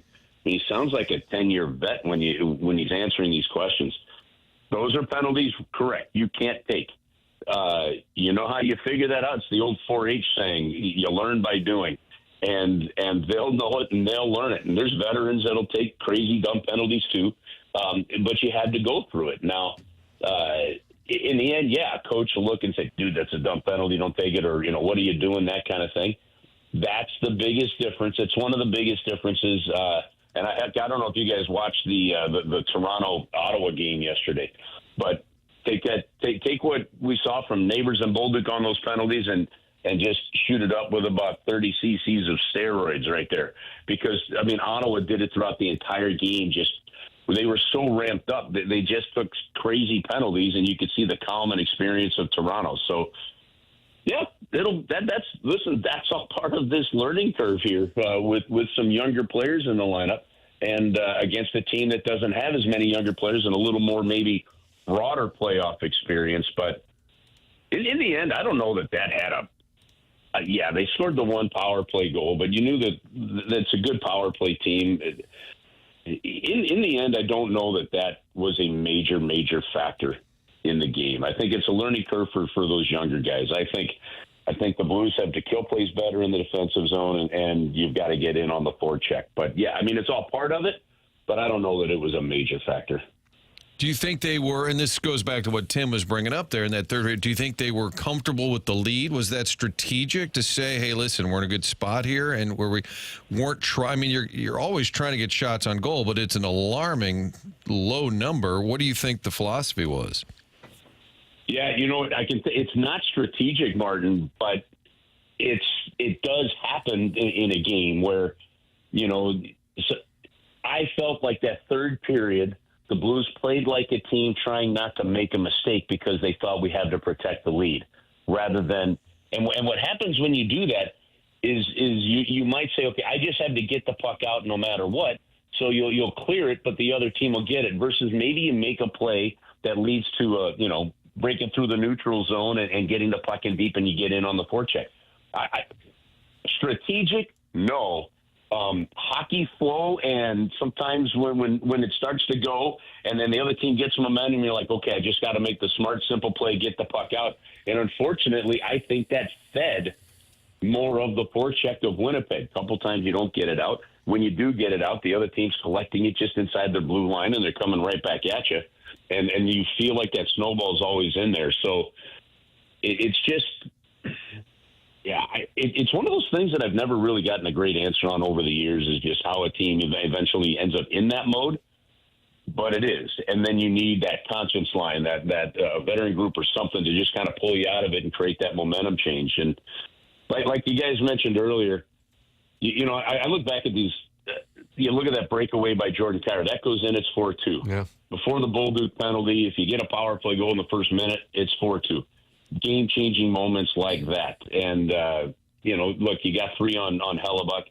You wish you could have pulled out a win there. But I go back, guys, and I look at the last 4 losses, those 3 in a row before the final game of the regular season, and 2 of them now, and then obviously game 1, 2 of them against Winnipeg, in Winnipeg, the number 1 team in the league. And at some point in time, you've either had the lead or you were tied in all 4 of those games, and including the 2 against Winnipeg in the third period. You're right there. To me, it just shows – I think what it shows to me, guys, is just still that the fine difference between the top teams in the league and where their poise and skill level is versus, kind of the up-and-coming team that's pretty good, but maybe not quite at the same level in the Blues. Looked like it was quite an atmosphere there, with inside the building and out, where they apparently had a couple thousand fans on the street watching that game. And I see their home record this year was 37-4. So that's got to be a tough place for anybody to win a game. Yeah, they had a hard time for a couple of years up here, Doug, selling tickets. It was like even a year or so ago, Gary Bettman had a press conference here, talking about it. So it's neat to see. They do that whiteout. Yeah, they've got these streets kind of around the building that they could shut down. Like if we were to shut down, say shut down 14th Street, right between Clark and Market, and they pack it in there, and they do the watch parties on the outside. There's this one car up here, and I saw it at a intersection when I was walking to the arena before Game 1. This thing's got this loud screeching horn, and it plays a siren, and they've decked it out with flags and all this stuff. That thing was driving around the hotel all day Saturday morning. Like, you heard nothing but a siren and this horn for freaking hours, right? It was unreal. And I'm like, oh, my gosh. And then it turns out it was one car making all the noise. So they try to break it up here. They're fired up here. The atmosphere is good. The building is tiny. You know, a sellout's only like 15,000 222, something like that. And we are at rafter level in the press box, guys, and it's one of the closest views to the ice that we have in the National Hockey League. So, like, it's a tiny building. It's a great atmosphere when it's packed and it's loud, and it was definitely lively in that game. And, you know, you really felt for a part of that stretch in the second period. The Blues did a great job of taking the crowd out of it. Yes. And then they came to life, you know, when they tied it in the third. They really did take the crowd out of it. Curbs, you're right on target. I was watching that game, and I made the observation it is silent in Winnipeg. It really, really was something to behold, because, you know, they had been anticipating that for months, considering the start to the season. The playoffs were a foregone conclusion, and the way things have gone for them in the postseason, that date was circled, and the Blues took them out of that game. Jim Montgomery made the comment, I know you touched on it a little bit, but I want to focus on it here, following the game, and he talked yesterday as well about that he feels confident that he's going to see growth from game 1 to game 2 because of the youth in the Blues lineup and the fact that some of the guys who didn't have their best games on Saturday night are these younger players. But there is this balance in the Blues lineup with 5 guys who've won a cup and some veteran presence. So that's one of the elements, both strategically to counter what Winnipeg does tonight, but then also what we see from neighbors, Bolduc, Snuggerud, how the Blues approach that and how those guys play in game 2. So I want to get your perspective on what we saw from the youth and what we can hope to see in game 2.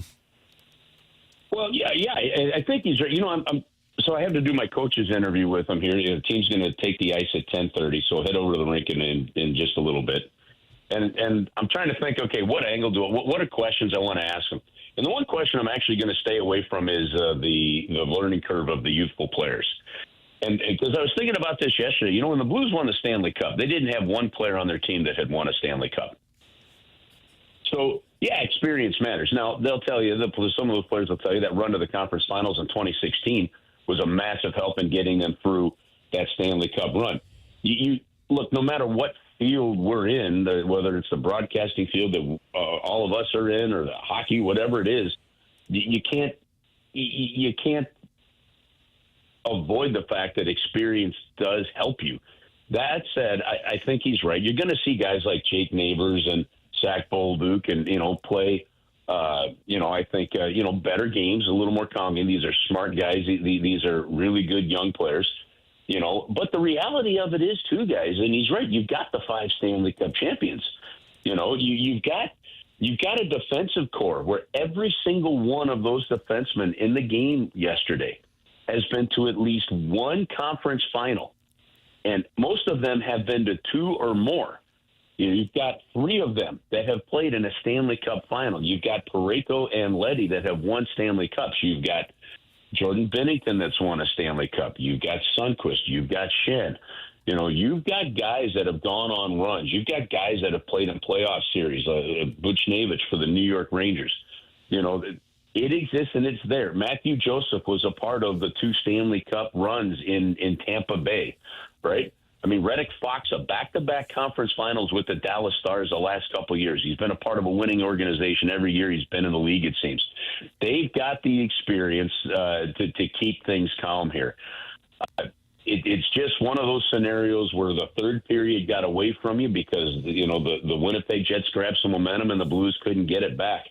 I don't think a whole lot of tweaking has to be done for the Blues to pull out and win this. Now, look, I do think more than anything, I think that loss of Dylan Holloway, guys, is just huge.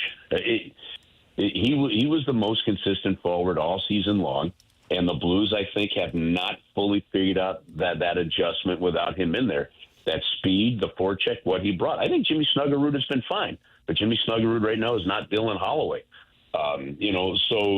to me, I think that's a big thing they're still trying to figure out because they figured out a real good style of play with him in there, and now they've got to make those adjustments to make it work. And this guy's, I'm telling you, I think the adjustment side of things is where Jim Montgomery's at his best. His strategizing is fantastic. If there's any one thing I'm looking forward to the most today, it's to see what type of discussions and changes the Blues make based on that. And I don't know that they can make a whole lot. Like, I could be very wrong here, but I mean, I look at who's sitting on the outside of this lineup going in, and I don't necessarily think that you make any lineup changes.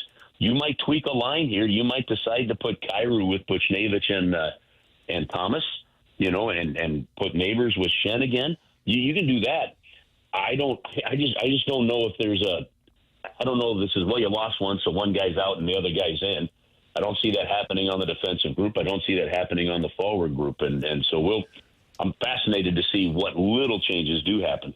Yeah, I'm intrigued by that as well. It's not just the outcome of the game, but how the Blues respond strategically, and then also how we see them play what I would imagine would be a more disciplined style coming up here this evening. 6:30 is the time when this thing will get underway. Chris Kerber and Joey Vitale will have the call right here on 101 ESPN, hour-long pregame show leading into the festivities, plus postgame here on 101 ESPN. And then you can also always catch the Curbside podcast following a Blues game, which is becoming a tradition for many St. Louis area hockey fans. Curbs, appreciate the time and perspective, and we look forward to Game 2 tonight with you and Joey from Winnipeg. Always appreciate it, man. Thanks so much.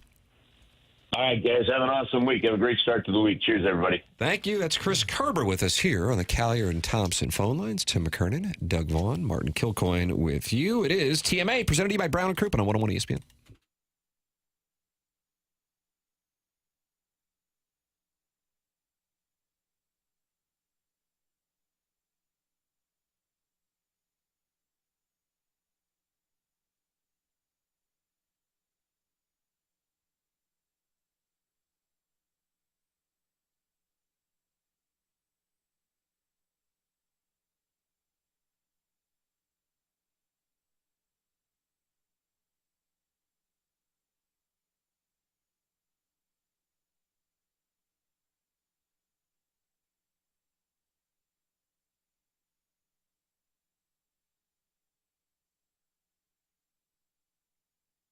AutoLoanPro.com, the website to go to for your next car. No matter what your situation, what you're dealing with, they're going to work hard with little or no money down to get you into a new car with the best rates available. Auto Pro works with over 50 different lenders. Anyone can sell you a car, but Auto Pro is the pro. That means they're the ones who can do it the right way. In addition to that, on the website is a free playbook. It's going to help educate you and help get the next car, all those cars you have in mind. How do you get those? Well, it's all about your credit score. And how does that work? They're going to educate you with this playbook, which is free. Download the playbook. It's right there on the website, AutoLoanPro.com. Scroll on down. You'll see Robert Thomas also endorsing Auto Loan Pro, and then download that playbook. Auto Loan Pro, again, working with over 50 different lenders to make sure you get the best deal possible. Financing a car, there's only one thing to know. Choose the Auto Loan Pro.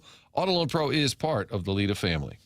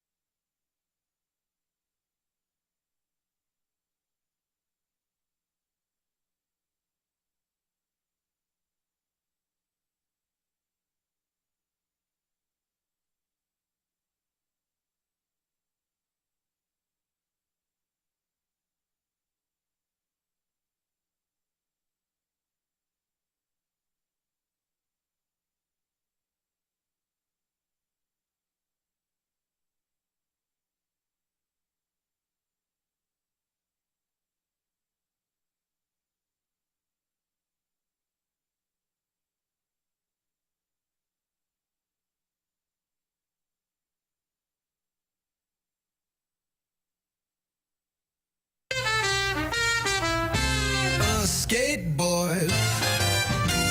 Oh yeah, the Blues are marching in. Get to them playoffs, boys, just win. We don't care about the first round pick. If you keep these boys together, they gonna be sick. Colton, Cairo, and the old vet Fowler, neighbors Booch. Come on now, holler. We've been hit hard, but those wounds have calloused. Come mid-June, we could be hoisting that chalice. Oh, we gonna be on there twice. Let's go Blues, go for the gold. For that cup I'd sell my soul. Nothing better than playoff time. In the NHL, you got to be primed. Come on, boys. Keep your head on a swivel. Heading for the top, not the middle. People might think I'm crazy, but if we just get hot, we can win this, baby. What's this going to sound like at Enterprise Center at about midnight on Thursday? It sounded pretty good on the Lawrence Welk show 60 years ago. It still sounds good today. It's TMA presented to you by Brown and Crouppen on 101 ESPN and the TMA STL YouTube channel, where there's been a wonderful discussion on their lack of happiness with WrestleMania this weekend. Two-night affair. No. How did you balance watching the Blues and the Battlehawks and the Cardinals and the Doggies with WrestleMania? I had forgotten it was on, actually. I saw people moaning about that on Twitter. I was like, what do we do? It's Moaning. one thing to watch it, then to complain about the product? What do you mean? Maybe I didn't watch, so I should. It was a rough ending last night. Why? Spoiler alert! Yeah, We're all going to watch it later. Go ahead and spoil it. You want me to spoil it? Yeah. Sure. I mean, John Cena was going for his record-setting World Heavyweight Championship God. win. And you know who made it happen, Doug? No idea. Travis Scott. Really? He made it happen. Was it in Houston? What's that? Was it in Houston? It was in Vegas. Oh. But yeah, Travis Scott came down. Have a foreign object in his trunks? I think he brought brass knuckles, maybe. Brass knucks. Oh, no. Travis Scott's like 130 pounds. That's no why he one needed, saw whose him. ass did he the kick? brass knucks. Oh, okay. The referees didn't see him, of course. No, he got taken out and he fell out of the ring and was down for 7-8 minutes, and I'm out of the ring. some nefarious things went down. Stone Cold drove an ATV to the ring. He crashed it into the barricade, sent a woman flying just legs akimbo. She's going to have WrestleMania. Not part of the script? No, she's going to have free WrestleMania tickets for life, if I'm not mistaken. That'll balance out any injury. So did John Cena win? Because I saw a friend of the show, Tom Hart, tweeting out Cena is done or something. Yeah, he won, and he's the new champ. Wow. How about that, Tim? John Cena. Well, that gets you going. It'll put people to the test tonight. Do you watch Raw or do you watch the Blues? It's quite an accomplishment to be the champion when the writers say, hey, you get to win the match. Oh, good, I'm the champion. The Raw after WrestleMania is always must-see TV. I may have to TiVo the Blues game tonight. Jackson, what restaurant are you going to go to with your friends this evening? Good question. Antonino's, Doug, in the middle of the third period this past Saturday, which has led to a lot of anger from a number of texts. I watched the game. But not the whole game. Would you ever leave an NBA game early fourth quarter? Like if I'm in the building? No. You're watching. Yes, I would. Okay. In the playoffs. Sure. I got to eat. So you'll watch for 2 hours and then say the last 15 minutes, Well, if it's really tight. Well, the Blues were up 1 goal. It was tight. I don't know what to tell you. Well, it's hard for me to fathom. So would you do it with basketball? If you're watching the Lakers, it's a scintillating game and they're up by 6 points, 10 minutes to go, fourth quarter. Are you leaving? Unlikely. Okay, that's... Is it like... Please say no further questions. Your witness. But I'm not denying. Whatever. I'll watch the game tonight. People can make fun of me because I'll probably go to bed before it ends. It's 6:30 start! Oh! It's a 6:30 start! Yeah, well, 6:45 or 6:48. The puck will drop. It'll be over by 9:30. So the game I'll fall asleep. Okay, the game's tied at 8:45. You're going to hit the hay? No. I was confused a little bit on okay. the time it takes. Math. Regardless. Sharon in Clayton says, this song rocks. Absolutely awesome. Who did this one? That's from Sharon in Clayton /Sanibel /Maui /Michigan. Was it great? Oh, no, Rogers and Hammertoe classic. Okay. And who did the one about you having them change the channel at O.B. Clark's that we came back at around 8 o'clock before the Dotem announcement? Great question, Tim. We find the person who sent that to us. I don't know if the person wants their... Otro Pedro? Well, good thing is we didn't really give their name. Otro Pedro. Okay.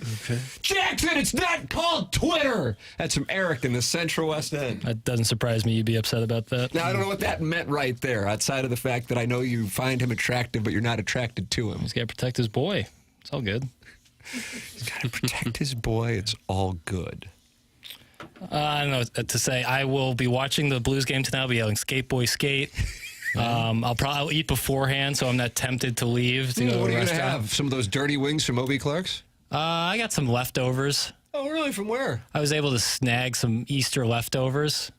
From the family get-together. Yeah. Not the world's biggest ham guy. Not the, but I'll eat it. And Who is the biggest hams guy in the world? The world's biggest ham guy? Yeah. That's a good question. Who consumes the most pork? Ham. Yeah. I don't know. I know I'm going to have a little. Doug, is ham tonight. allowed on your diet? Sure. It's probably awful salty. It is. It is kind of salty. I Yeah, don't like I a lot am of salt sodium. on there. Easter was lit at St. Louis Country Club yesterday. So much Lily Pulitzer and mimosas. The only issue is that it gets a little overpopulated on those days with extended family. Ugh. That's from the self-made stay-at-home Ladue mom, Doug. She doesn't like when extended family is allowed on the grounds. They still Apparently not. Are people still wearing a lot of Lily Pulitzer? Doug, that was for you. That was don't big know. and that was big like a decade ago. Kind of looks like the wallpaper of a southern home. Wow. Call in, ladies. Central Corridor taking a hit. I just am curious. I don't think know. it's still popular. All right. It's tough. Okay. So extended family is not necessarily welcome at the country club? I guess on holidays it sounds like it is, but the self-made stay-at-home Ladue mom does not like when she sees extended family on the grounds of St. Louis. The text line is undefeated. There was a picture of Nelly, and he had a Winnipeg Jets shirt on. I guess he performed Friday night in Winnipeg. What is that about, Doug? A guy who's known for always wearing Cardinals gear, Blues gear, sported some Jets gear the night before. Doug, should we hold him accountable? I think so. First John Hamm and now Nelly. Wow. At 2, Brute. I could see him not wanting to wear a Blues jersey to get the fans against him up there, but maybe just no jersey. Oh, they take hockey real serious up there in Canada. Maybe it was Cut that off. There's some analysis. maybe it was a safety measure. You know, jumped in there with the Kerber interview with that. I'll probably stop for a blizzard at the DQ right there on the way home from the Dotem. Also, out of all the guys who went to Antonino's Saturday night during the Blues game, how many had been castrated? Doug, that's from Chairman Steve in Wildwood. Jackson, have any of your friends been castrated? Are they geldings? Not physically. The chemical castration sometimes is a long process, so I can't speak. I can't speak to that. As far as I know, everyone there was. What's the opposite of impotent? Potent. Potent. Everyone there was potent. But you said not physically. You, was that a shot at some of their dating situations that they have been figuratively castrated? Well, chemically, there's physical. Okay, but you said like as if there was the figurative possibility. Well, I'm not going to rule out anything in the future. Who am I, Nostradamus? Nice. Think about that. Is it Nostra or Nostradamus? Doug, do you say Nostradamus or do you say Nostra? I've always kind of said Nostradamus. Oh, okay. I saw his house when I was over there. There's a big plaque where he grew up. Was that off Tesson Ferry? No, Nostradamus. Crabway? It's in Italy. I will end you, movie boy. That's from Mr. Licks. I don't know what that's about. What did I do wrong? I sat there, I watched the damn game, I was fired up for the Blue Note, come in here, and I just get worked over. Hey! Nelly took his shirt off to reveal Blues shirt and cap. Okay. Then he said he's supporting the Blues, and then he got booed. Maybe do some show prep for the entire story. That's Sharon, and she's in Clayton. And Stop giving us the business, Cher. Take your shirt off. Probably Holloway told him. And somebody else said it's 3 days old. I shut her down for the weekend. I missed the Nelly shirt reveal. There is a Nelly video where he addresses this issue. That's from the Crystal City Clam. Okay. Do we have that sound? I don't have it. I'd forgotten that he was performing there. I didn't really think about it much. Got to do show prep. Show prep. Dr. Brandon Pryor has the closest to the whole competition at the freshly announced 2025 Dotem.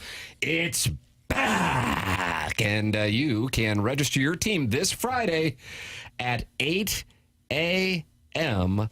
That is coming your way here on 101 ESPN.com is where you can get all the details to register your team for the return of the Dotem Golf Tournament. That is exactly right. May 29th and May 30th at Oak Valley Golf Course and Resort, and that's in Peevely, Missouri. It's brought to you by Michelob Ultra. We are partnering with the St. Louis Hero Network in honor of Brian McKenna, a charity that he worked with for a number of years. It includes all of your Michelob Ultra beer, breakfast from Donut Drive-In, lunch from Lee's Famous Recipe Chicken, and an after party with food from Texas Roadhouse. That'll be on Thursday, and Super Smokers on Friday. Justin Thomas won in Hilton Head yesterday, and I don't know how much fried chicken he had at the turn, but it seemed like he enjoyed quite a bit. The whole bird. So some of the best players in the world. You can do the whole fryer at the turn. So that's what the great ball strikers do. Really helped us putting. And so that's what you can do as well. At the Dotem, it's presented to you by Michelob Ultra. Get your foursome together now and then sign up on Friday. It is the Dotem making its glorious return here in 2025. And you know what would be fun for people? I see they have a campground and RV resort right there. There is. Some of the heavies could get together and rent a trailer and just stay there for 2 or 3 days and wash up in Teamster Lake. Coma. To play both days. It'd be like Coachella. Exactly Right. Yeah. Exactly right. Very similar. Dr. Brandon Pryor has that 100 West Dental closest to the whole competition going on at the Dotem. If you don't have dental insurance, it's not a problem. The membership plan at 100 West Dental aids in the cost of dental work for those who don't have dental insurance.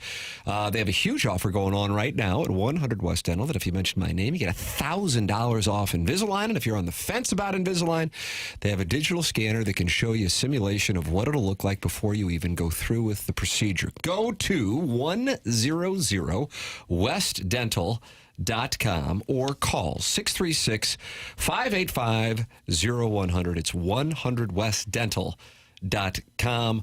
And Dr. Brandon Pryor is right there on Manchester and Baldwin, and he's got the closest to the whole competition coming up on Thursday, May 29th, and Friday, May 30th at the 2025 Dotem. Sign up this Friday at 8 a.m. when foursomes go on sale. Brian's on the Collier and Thompson phone lines, Doug, and he has what Chairman Kurt terms a fun little hockey anecdote. You like a fun little... I do. could use one. Yeah. Brian, good morning. You're on with Doug Vaughn. Hello, Bri. Hey, how you guys doing? Good. Yeah, so my next door neighbor is a guy named Wes Swinson. Wes Swinson. Okay. It's made up. Swedish gentleman. It's not made up, Marty. That sounded condescending is all get out. Whoa.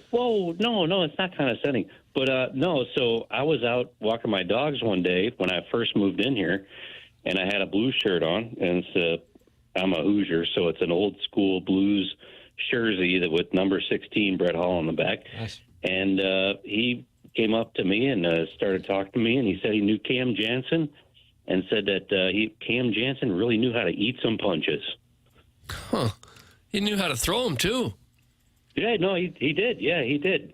But anyway, this guy's my next door neighbor, and I just thought that was a nice little thing. I guess I can hang up and drink some bleach, huh? That's the it's probably story. already happening. What was the neighbor's name? Wes Neighbor's the Svensson. best case scenario Wes. based on what I'm seeing so far. Wes? That's good. So the story was that your neighbor said that Cam Jansen can eat punches? Well, yeah, he saw my Blues jersey. Again, I'm a Hoosier, Southside, born and raised. Yeah. God bless. And he said, yeah, no, I played with Cam Jansen. Because he didn't make it to the NHL, but he was a semi-pro guy. You can look him up. He's on hockeydb.com. Okay. But yeah, and he came up to me and approached me. And he said, "Yeah, I play with Cam Jansen. That guy can eat some punches." That's what he said to me. Well, that's a nice little story. Then. Okay. So Tim, we got guys eating punches and then other people being offered bleach.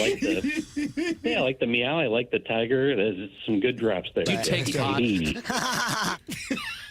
Thanks for the story. That was nice. Don't you like an anecdote? Yeah, I don't mind one. Do you like, Tim, we have an update as well. I did see that Benjamin Hockman had tweeted about Nelly and the Jet stuff, and then there was an updated post because Nelly posted on Instagram all this fake news running around here, and the sad part about it is when your own people participate in it. Oh, no. Shaking my head. I'm sorry you suckers let Winnipeg play y'all and get y'all riled up. I thought y'all would have been better by now. And as for the STL Louis Blues, like their Twitter handle, you should be ashamed of yourself for even posting that. Did the Blues post it? Wow. So I've asked Chairman Kurt to find. There's audio of Nelly addressing the crowd with his Blues gear, so that will be we got audio added coming to the our way. fluid. The Mark Cann dossier. Evergreen Well Strategies 9 o'clock hour. What was the point of this call? That's from the Southside Seaman. A nice story. Season ticket holder. Hang up on this guy, Tim. He sucks. That's cousin Arnie from D.C. I'd like to see this guy eat punches. That's from Los Lonely Strode. And then finally, keep my name out your damn mouth and then fill it with bleach. That's from Wes Swinson. Wes Swinson is He's written already texting in. Can I give you my starting lineup? No. Wes did not like his name being brought up. Watch your mouth. Watch your mouth, Dan Alaska. Sergeant Major Rose is on the Callier and Thompson phone lines here on 101 ESPN. Yes, Sergeant Major. Good morning. Good morning, fellas. I remember, Tim, you had talked about maybe trying to get Lisa Ann to come back to the Dotem. Yeah, And we were. Yes, just real quickly, Sergeant Major Rose. I was texting with her a couple weekends ago. She was definitely really in a good headspace, thinking about the show and all that. And I asked the guys on the show. I said, should I have asked her about coming back to the Dotem at that point? But it would have felt like it just wouldn't have felt right to ask because she was texting about something kind of separate. And then if I would have gone, hey, while I got you, do you mind flying into St. Louis for a few nights? And I felt like it would have been bad form. So anyway, that's the backstory. Well, go ahead with your query, sir. Right. I remember, and I was wondering, since you guys are adding Brian McKenna's charity, the Hero Network, yes. Which I'm a proud supporter and member of, I would try and put something together to maybe entice Miss Lisa Ann to come in for the Dotem and see if we could do something that would, make it beneficial for her to come in and not out of pocket. And I don't know how all that works, so I would like to shoot you an email later and let you kind of run with that, or Chairman Kurt, whoever. But I think anything we could do to get folks in and raise some money for Brian and what was his passion project, I would definitely be on board with and would help make that happen. All right, sir. Well, I appreciate that. Go ahead. T. McKernan at InsideSTL.com, and we'll talk about it. I appreciate it, Sergeant Major Rose. Yes, sir. Y'all have a great day. You too. Doug, that's Sergeant Major Rose on the Callier and Thompson phone lines. Nice. He wants to get something done. Yeah, that's how you get it done. Mm-hmm. You want something done, you email me.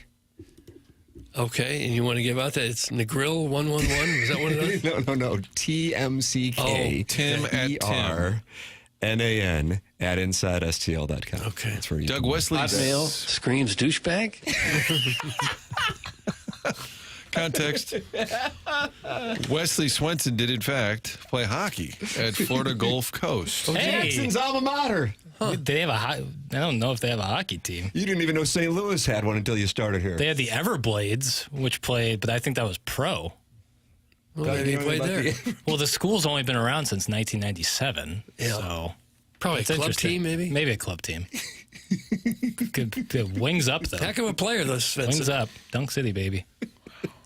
You can email in the morning after at InsideSTL.com for the Design Air heating and cooling email today. Martin, you know something about Design Air. You know Seth Goldcamp, don't you? Yeah, not only the longest running TMA sponsor, but it has been one of the longest successful St. Louis businesses. Going back to 1904, that's when Design Air began taking care of all your heating, cooling needs. The business has changed over the years, but one thing that has remained the same, and that is their commitment to their technicians. Being the best in the business and not being sales folks. They're not there to sell you something you don't need. So when the furnace acts up in the winter and then the air conditioner this time of year, a lot of flip-flopping right now between hot and cold. Best thing to do, get the tune-up. Do it before the summer season kicks in. You can do it by going online, designairservice.com. That is the website where you can contact Seth and his team, fourth-generation St. Louis business. And all the folks that listen know when it's time to fix that AC all summer long. Call or text or email, whatever. Just go online. Design Air Service. I mean, you could email, hey, Seth at myacain'tworkingright.com. You can try that. But I recommend just go to designairservice.com for all your HVAC needs year-round. A lot of Blues Stanley Cup playoff conversation here in the first 2 hours of TMA. Chris Kerber with us early. You can always go back and podcast via the Schaefer Door Company podcast. We haven't talked Cardinals, Doug. Great weekend in Queens. Well, they lost all four, but now they're 4 games back, 4 games under 500. Not that great a weekend. Not in last place. No. By a game. We'll talk about the weekend that was for the Cardinals coming up. Brad Thompson's going to join us here on TMA. This is 101 ESPN.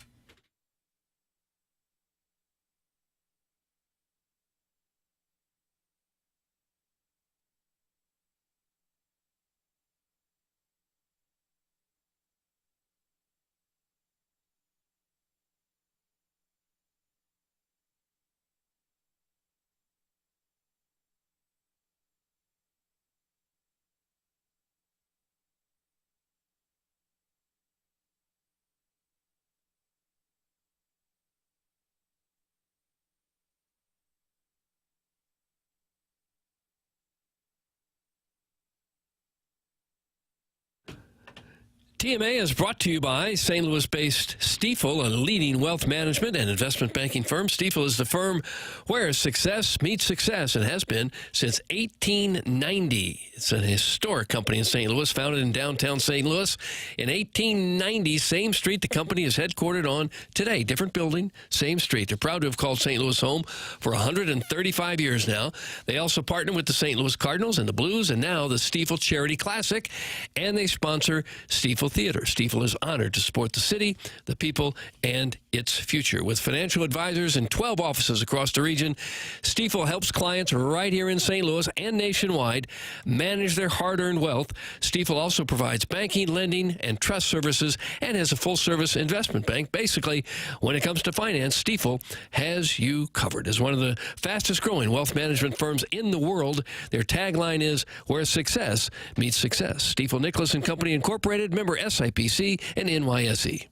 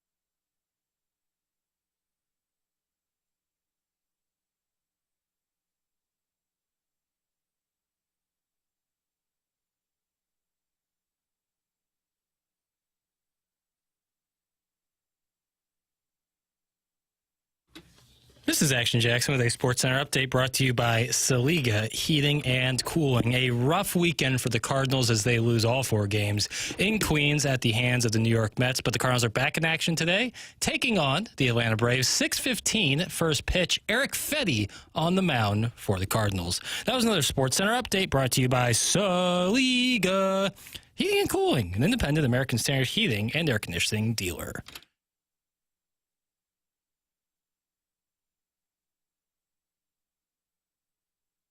Bleed blue and gold.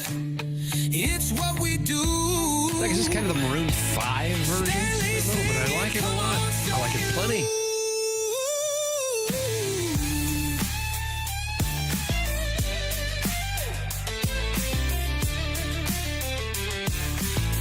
But Adam Levine is on The Voice right now. I doubt he had time to record this.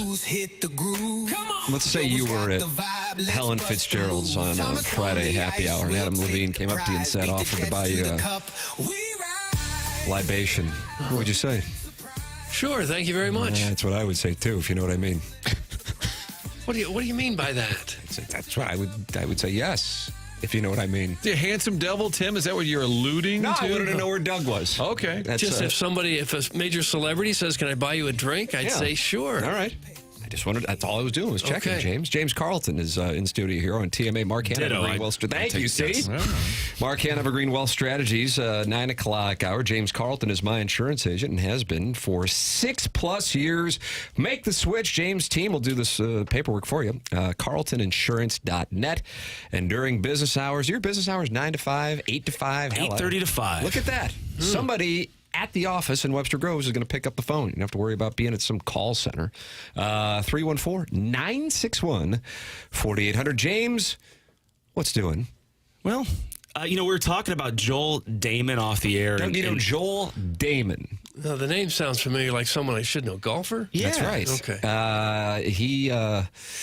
He was on Full Swing, the Netflix series, which I'm sure a good portion of the audience has watched, and became kind of a lovable figure from that series on Netflix. Yes, sir. What is your... Well, obviously he acknowledged the mental collapse he had bogeying the last 3 holes. To the Frank Thomas quote, he didn't really do much wrong other than give away the tournament. That's correct. So for those not familiar with the backstory, when they have a signature event on the PGA Tour, which this past weekend in Hilton Head, the RBC Heritage was, they have an opposite field event for the players who didn't qualify for that. And Joel Damon was leading by 2 strokes, Doug, with 3 holes left at a course that is not particularly difficult. And he went bogey, bogey, bogey to lose by 1. And the bogey on 17 included a putt that I would say was about that far from the hole. Oh, and that was about a foot. Yes. Okay. It was for the people listening at home. It's on the Twitter tweets, and it is. It's alarming. So, but he acknowledges it in his post-round interview, and I'm thinking outside of a golfer who they're on an island, obviously it's probably the heaviest mental weighted sport, if that's a term. Would a goaltender in hockey be the second most? You think? I like the question. And the reason I was kind of thinking about this is. Obviously the narrative of, Benner's won the big games, the 4 Nations, obviously Game 7, the Stanley Cup Finals, and Connor Hellebuck hasn't gotten over that hump. And the Blues, they beat him up top, all 3 goals practically, right? And the goals that Benner gave up were kind of those hockey bounce type goals, like just goofy goals. So I still think that narrative's kind of there that, if the Blues can slop it up a little bit, maybe get some ugly goals, and Winnipeg doesn't get those hockey bounces this time around, maybe tonight could be a little bit different. Yeah. But I still think that's their advantage, is the goaltender. Because there's not many. I think we guys went through it with Joey Vitale last week. There are not many advantages on paper, although Martin has about 17 tabs up. He could probably find one. Hey, what do you got going on over there, Martin? Well, one of them was the game notes. I like to have things handy at the just like Carlton and the State Farm Insurance. That's right. Just have all the answers right in front of you. I like that, though. We got to kind of, what'd you say, slop it up a little bit? Slop it up. Yeah. Slop it up. Goals in the There's greasy Monty. area. Slop it up a little bit. I'd like to see a defenseman get a goal tonight. I just feel like... I think this is Justin Falk's time. But he's about to become a whipping boy. People are kind of on him for some of his defensive lapses. You know who I saw taking heat, and I hadn't seen it in a couple years? 55? That's exactly right. Oh, yeah. He was -2. He was right there for both those goals in the third before the empty net. There's the box score. Look at that, James, right there. We're ready. It is. You want game There it notes, is. box scores? You want to know if Charles Nelson Riley's still dead and alive or dead? We got it all right here. And in fairness, the opposite of the whipping boy would be Cam Fowler, who everybody praises as one of Armstrong's best moves, who has had a great season. Is probably the most likely to score on the rear guard side, but he did not have a great game either. I think he was -3. Yeah. This is a tribute text to you, James. I'm glad game recognizes game. We do have the toughest position in the game. That's from Daddy Padre. Daddy Padre. Is it any harder than a pitcher? Yeah, they're kind of on an island too, literally and figuratively. Yeah. Doug, shouldn't Daddy Padre be getting ready to get on the ice for the morning skate? There's no need for that because he's not on the team. He's never been on the team and never will be on the team. They won a cup, though. He didn't win a cup. Oh. If you can win a cup sitting in the section 343 of the upper deck, I guess you could. That did happen one time, not with us, but in one city. Didn't the reserve goaltender have to come down from the rafters in and play Chicago? I think. I think that's what it was. Guys, I'll take the Avs Blackwood over any other goalie. Thanks. That's from the 407. Doug, would you like to rank the 16 netminders? I don't think I would like to do that at the moment. I got to tell you, I might be missing something, but Dallas and Colorado strikes me as kind of an obvious take Colorado situation. I know that sounds results oriented. That's where the Spread Zone podcast comes into play. I was on Colorado.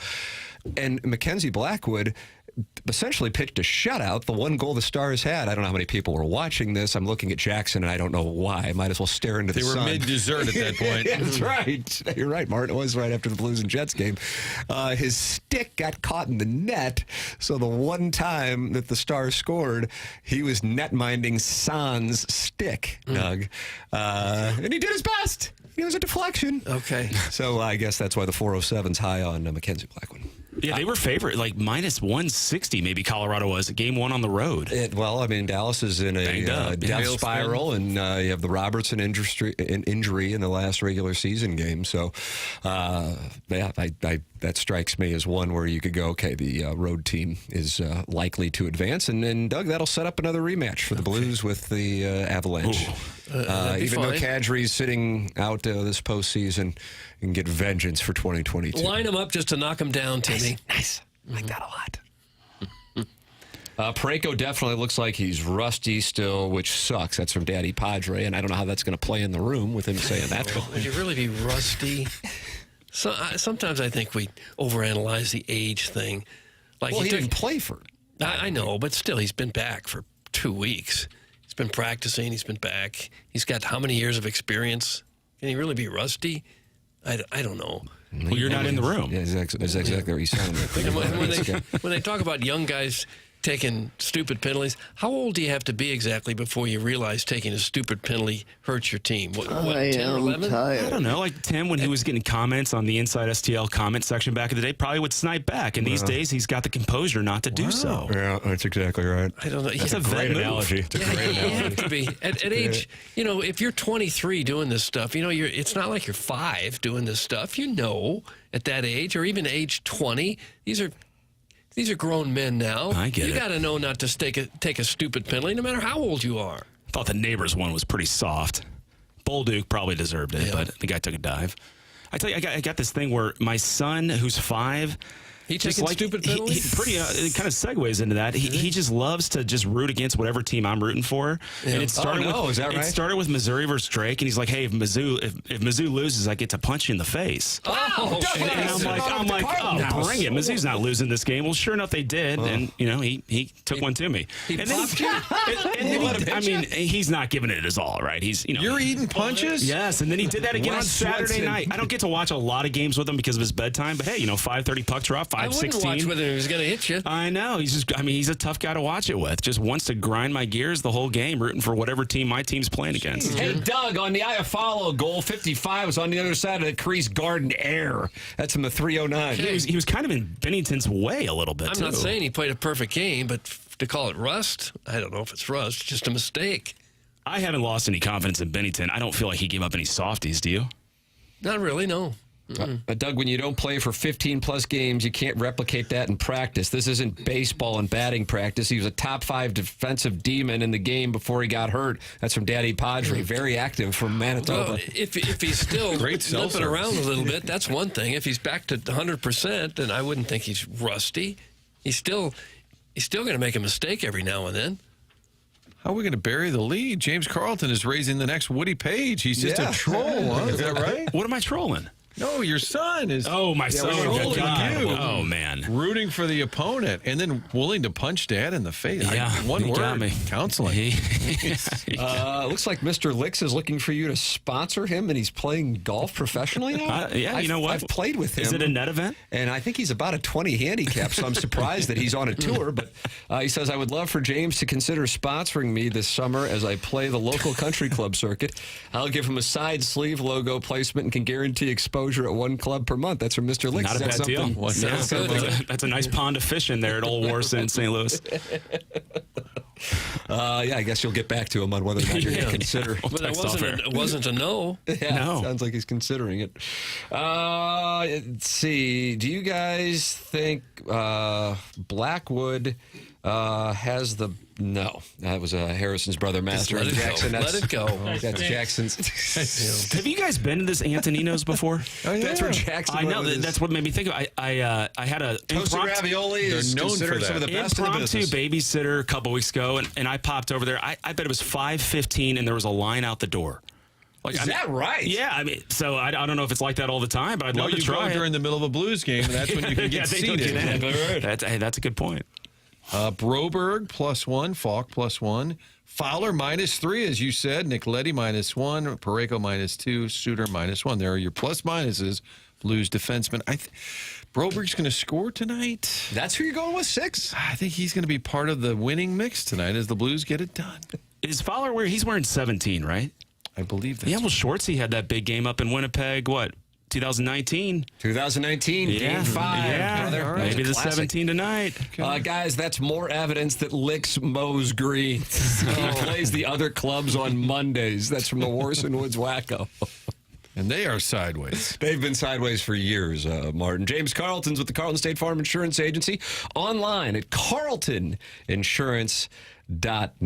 And, of course, you can give him a call, 314-961-4800. He's my insurance agent. I can't recommend James and his team enough. James, always appreciate it, sir. Thanks so much. All right, gentlemen, let's go Blues. Blues Thank hockey you, right James. here on 101 ESPN. And we've got news from the great Mike Ryder. You know, Doug, I've been working on this station now for 3.5 years, and I just used the talkback button for the first time. Well, that's with good. Mike It was Ryder. painful to watch. It was. Rust. Mike's talking in my ear. I'm, of course, holding court in here. You know, I'm drinking scotch during the program and telling stories. And Martin's like, hey, I think Mike's trying to talk to you. And I hear it in my headphones. I said, yes, yes. And I'm responding. He says, you got to press a button. Press a button. No, another button. Press a button. No, another button. Then I press the right one. Yeah, well, and you know what he was telling me? What? For today's Design Air Heating and Cooling email today, we're giving away Bud Bash tickets for an upcoming Cardinal game. Big League Bash tickets. Big League Bash tickets. Big Thank League you. Bash. Big League Bash tickets for an upcoming Cardinal game for the winner of the Design Air Heating and Cooling email today, the morning after at InsideSTL.com. So the Big League Bash tickets are the prize for the Design Air Heating and Cooling email today. So if you haven't competed before, and now you've been listening to the show, we've been on 101 now for 6 months, you're starting to familiarize yourself with it, and you think you can take down the JV golf coach who's leading this month, this is your chance. This is your incentive. It's usually 4 tickets. Jackson, do you know the tickets and the date yet? Well, it's Adam Wainwright's event, Big League Bash, at the factory in Chesterfield. The music event that we talked about. So it's not Cardinal tickets. No. Here comes some copy right now from Mike Ryder in the building. Here we go. 101 ESPN has your shot to score a pair of tickets to the first ever Big League Bash featuring Adam Wainwright on Sunday, July 27th at the factory. Join Adam Wainwright for an unforgettable evening of music, sports, and giving back to support Big League Impact. Plenty of live music, including a headlining performance from Wayno, plus special appearances by St. Louis Cardinal players, a visit from Fredbird, and more. Find all the ticket details for the Big League Bash now at 101ESPN.com. There is your prize for the Design Air Heating and Cooling email of the day. Brad Thompson joining us next to talk about the Cardinals weekend that was in New York. This is TMA 101 ESPN.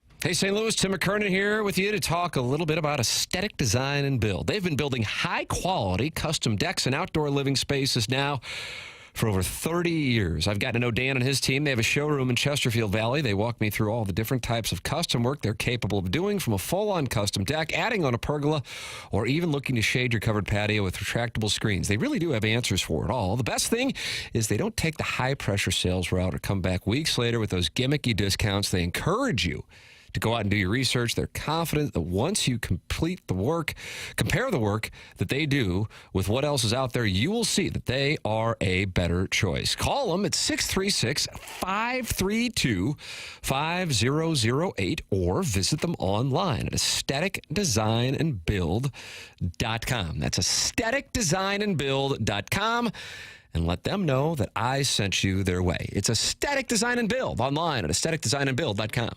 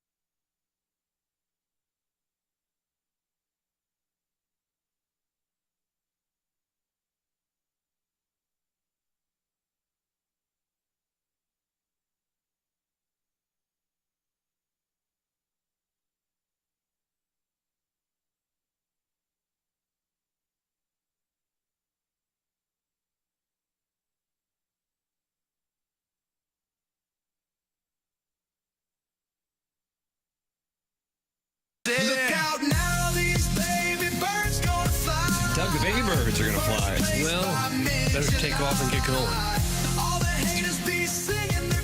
That really hasn't happened yet. Can't win anything on the road. 1-9 on the road. You ever try to win in Pittsburgh? No, I never really played at the level. But I'm sure it's tough. Nice.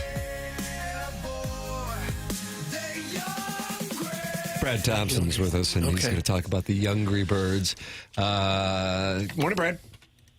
Good morning, gentlemen. How we doing today?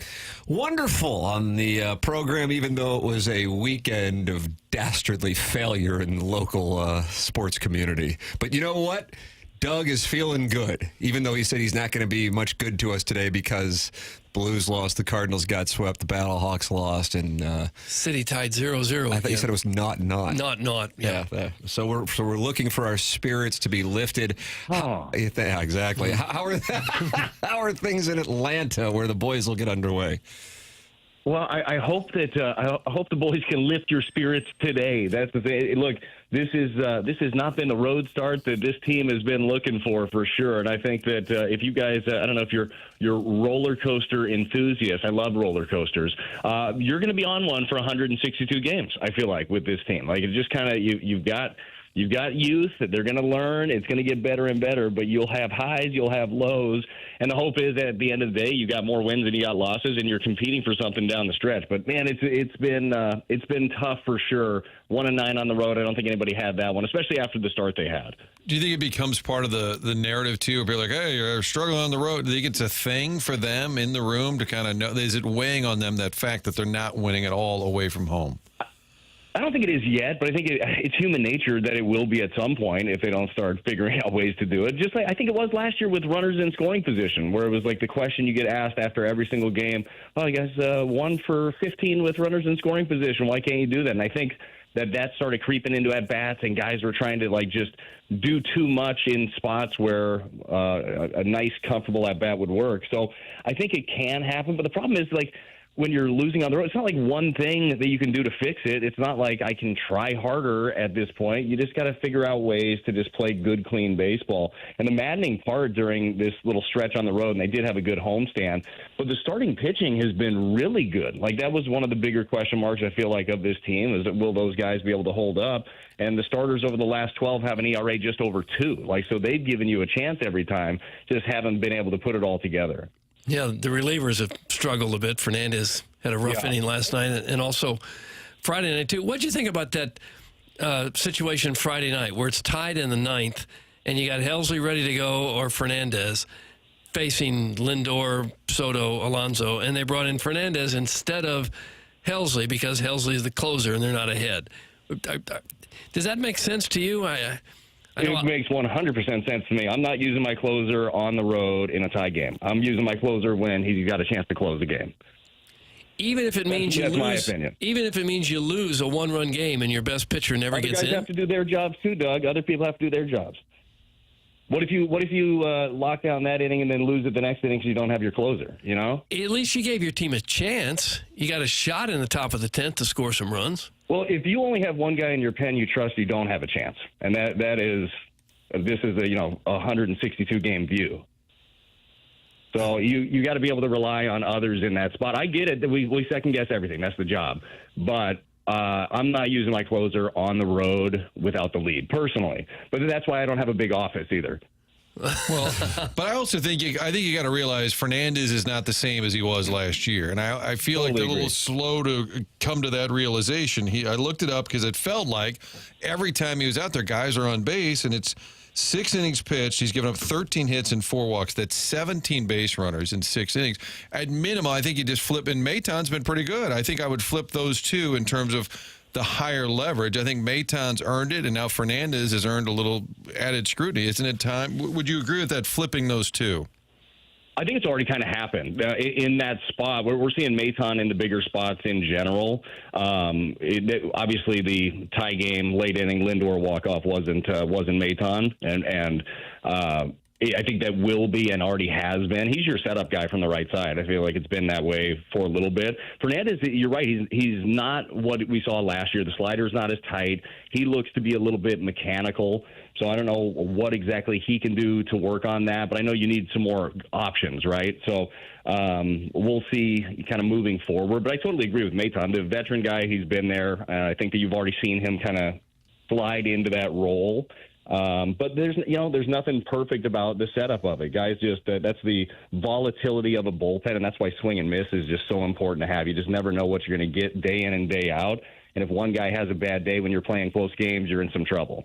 Brad Thompson, our guest here on TMA, he joins us every Monday throughout the Cardinal baseball season on 101 ESPN and the TMA STL YouTube channel. I want to get your perspective on this tweet and then the quote from Ali Marmol. The tweet is from Katie Wu of The Athletic. And she says, no, a 4-game sweep is certainly not ideal, but for Ali Marmol and his staff, making sure their players are developing takes precedent, and they've had to change their coaching approach to do so. It's not easy, but it's what they believe is best long-term for the player and for the organization. And she has this quote from Ali Marmol, Brad, and he says, Saturday was a perfect example of a youthful game in a lot of different ways. There are youthful moments, and they have to experience that, learn from that. Our job is to make sure that it doesn't look that way in July, but the last thing you can do is get pissed at this group, and then they start playing timid or scared or playing not to lose rather than growing. When I watch Saturday's game, normally I would have the absolute ass. Doug, you like that phrase? I would have the absolute ass. Wow. But with this group, you can't do that. That's not what this is about right now. They'll develop a lot faster, and growth will take place a lot quicker if you don't do that. So, to summarize what I believe he's saying, and you're around the club, and you obviously know the program, is that if this were a veteran team with perhaps different aspirations, he may have been losing his mind about it, but he doesn't want to lose his mind because he feels like that could play a role in hurting the growth that he knows his responsibility is to try to shepherd in the 2025 season. That's a weird thing, though, I think, for Cardinal fans used to competing to read and hear from their manager. What are your thoughts, Brad? No, it is for sure, and I think you laid it out perfectly, and I think that Ollie did as well. We are so used to there's been no talk of transition years in the past, right? And we know full well that they're kind of in the middle of one of these. But I like the way that Ollie laid it out. I got a new puppy a couple of months ago, and this dog, he pees everywhere. I mean, adorable, but pees everywhere. But I can't just yell at him every time he pees, because then he's probably going to pee more, and he doesn't even know what the hell he's doing yet. I feel like that's kind of part of this team. I feel like coaching at the big league level it's more important than it's ever been before. You got younger players across the board, not just talking about with the Cardinals. Like, you got guys that get to the big leagues faster that might not even truly know how to play the game of baseball. You guys know baseball very well, the ins and outs of it, the nuances. Like, a lot of guys, I feel like, get to the big leagues because they have a raw skill set and they hit the crap out of the ball, or they throw 100 and are still learning. I feel like that is the case for a lot of these different guys in the clubhouse right now. They're still just learning the craft of the game. And I know for a fan base that is so used to winning, such a proud franchise, that it's hard to go through like that transition. But at the end of the day, if, like to Ollie's point, if it starts looking better, right? If you're in June and July and you're Sajaci and you get a tapper to third, even though they told you definitely don't go on a ground ball to third, and he goes, and then he still does that, well, then shame on, you're going to put that on you as a coaching staff a little bit more than maybe early on in a season. You're coaching them up. You're learning on the job, but it is a weird transition. So you're going to see highs, and then you'll see some lows like we've seen here on the road. And yet you still veterans are in key spots despite his early season struggles. Wilson Contreras slid into the cleanup spot yesterday. He did have a multi-hit game, but he is at $169 and had a 4-for-14 weekend with 6 strikeouts.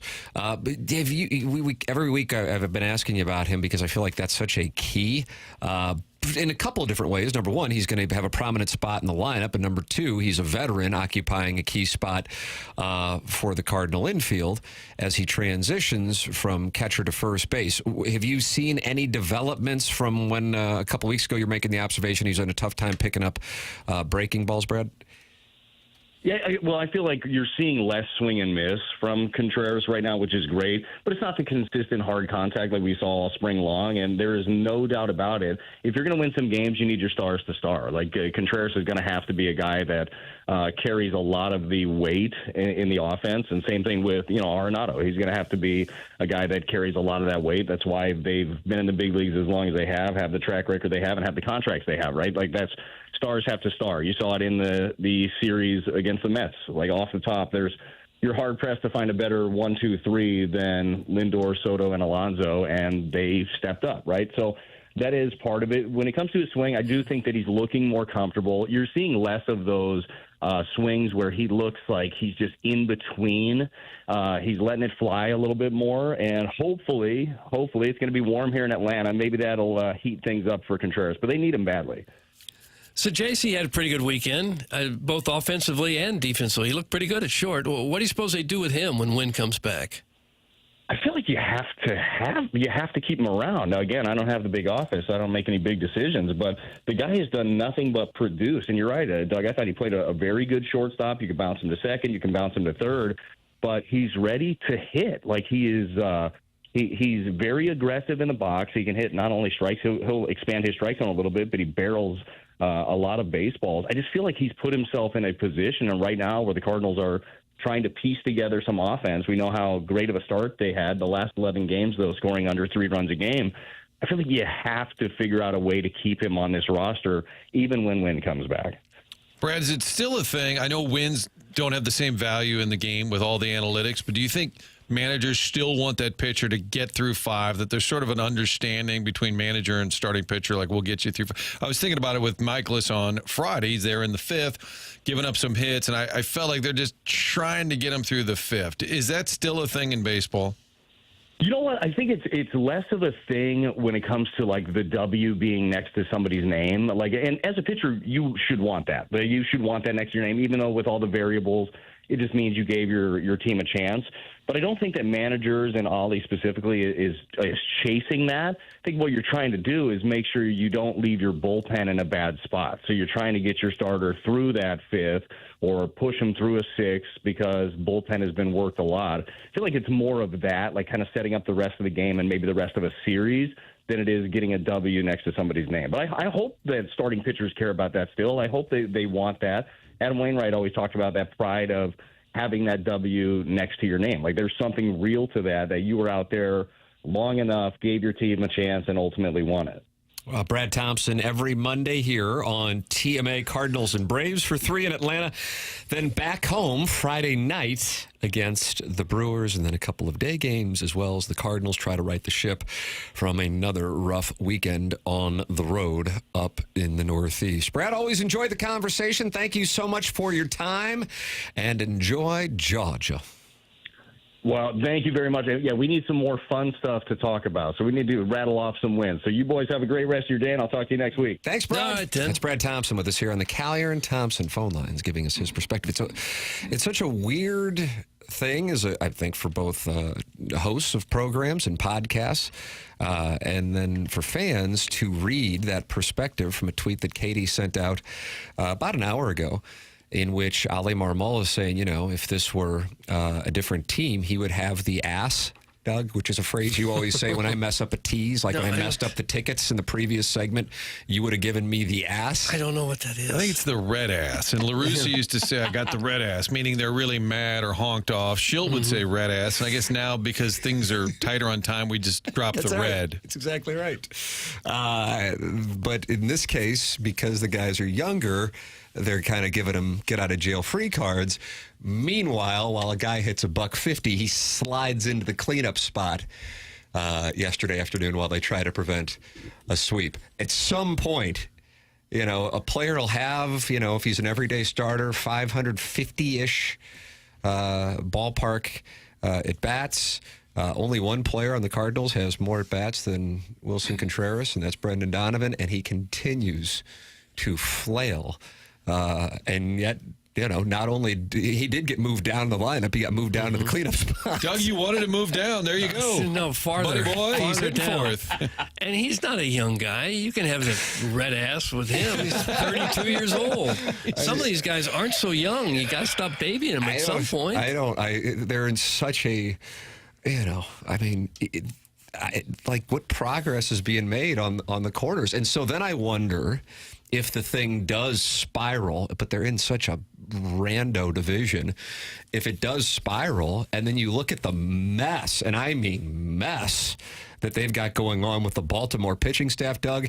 They had infielders and Gary Sanchez out there pitching, and there was like in the 7th inning as they lost 24-2 at Camden Yards yesterday, that I wonder if a team like the Orioles that had higher hopes this year than the Cardinals would start to go, okay, we got to do something. We can't allow ourselves in a division where teams compete and try to do things in the offseason.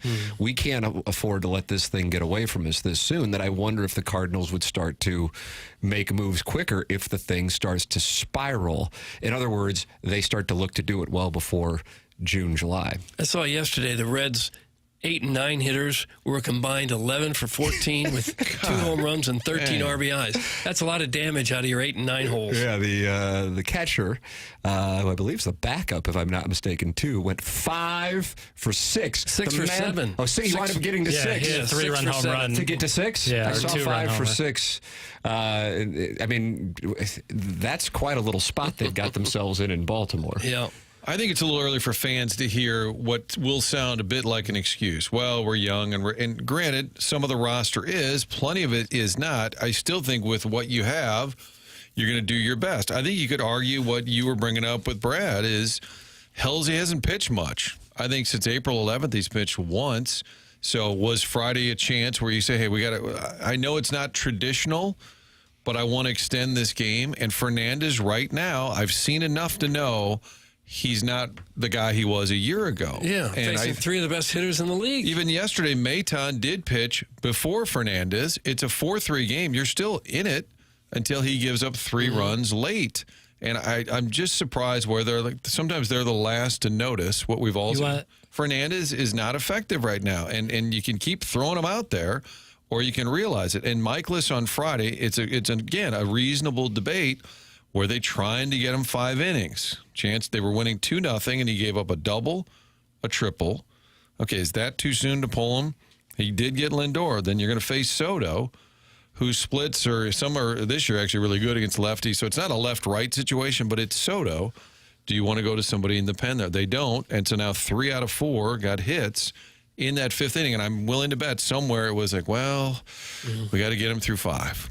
I think that's a factor. Yeah, and with the closers, it's not just the Cardinals. It seems like all over baseball. They will not bring that closer in, even if the game's on the line, unless it's a closing situation. So then what are you managing to win the game, or are you managing to help the closer's stats? Yeah, I have Which to is say, it? I disagree with that part. They do it at home. The Helsley would come in at home. If it's tied. Right, correct. But on the road, and that's what he was asked about. But I think that the issue, if you want to focus on the Friday game, which I certainly think is something to discuss, is who you selected there.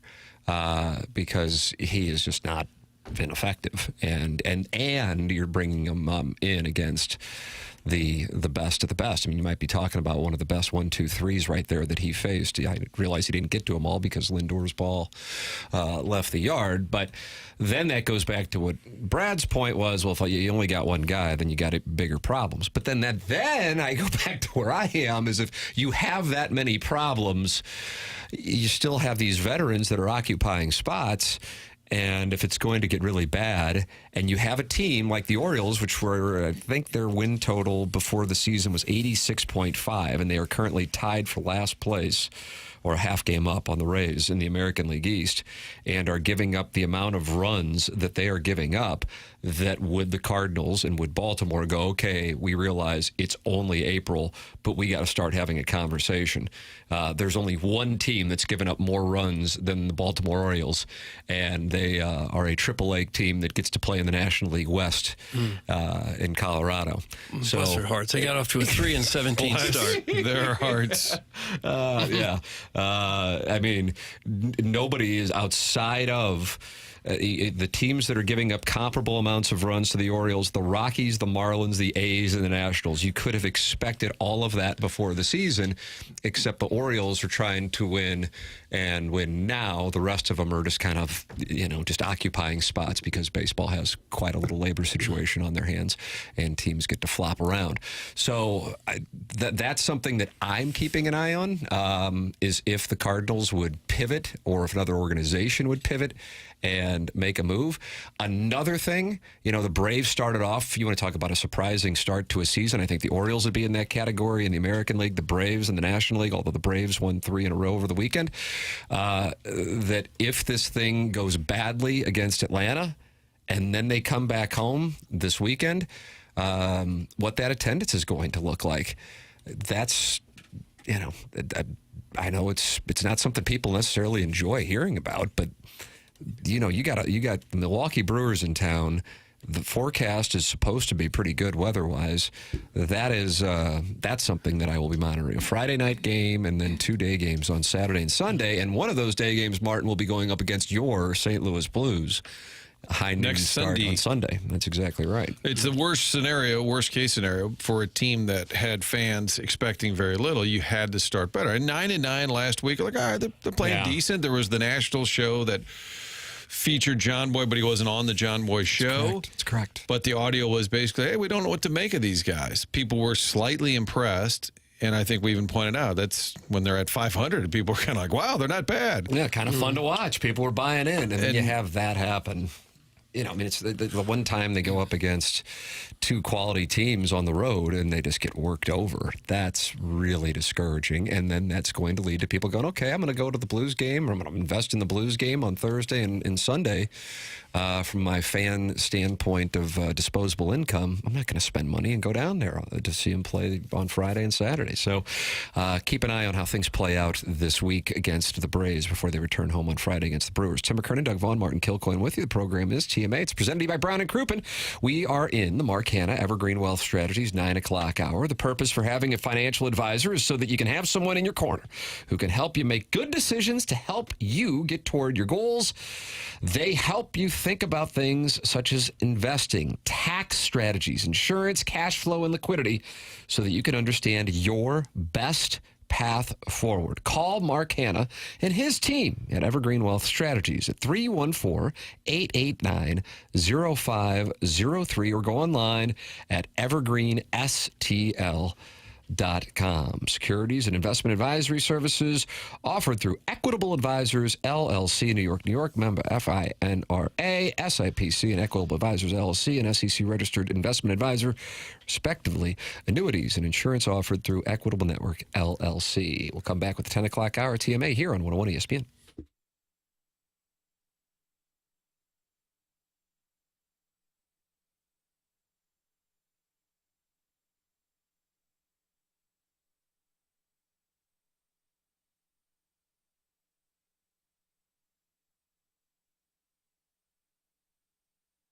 Tim McKernan for Universal Windows Direct. If spring cleaning has you thinking about spring upgrading, this is the month to do it. Freshen up your home's look, boost your energy efficiency, and save big during Universal Windows Direct's Spring Home Improvement event. Right now, it's their classic fan favorite offer. Buy 2 windows, get 2 free, and there's no limit. Need 4, you pay for 2. Need 12, you pay for 6. You get the idea, but this month the savings do not stop there. For a limited time, Universal Windows Direct is also offering no interest until 2030. That's right. Upgrade your home today and don't pay a cent in interest for 6 whole years. It's the easiest way to start your project now without the financial pressure. And here's the real spring surprise. Get a bonus $500 off your entire home improvement project. There's never been a better time to bundle and save. So work with Universal Direct. Universal Windows Direct. What are you waiting for? Upgrade your curb appeal, increase your energy savings, and take on those big projects with confidence. Schedule your free in-home estimate today by calling 314-334-2522 or visit universalwindowsdirect.com. For the last windows you'll ever need, go with Universal Windows Direct. And like me, you'll be saying, I love my windows.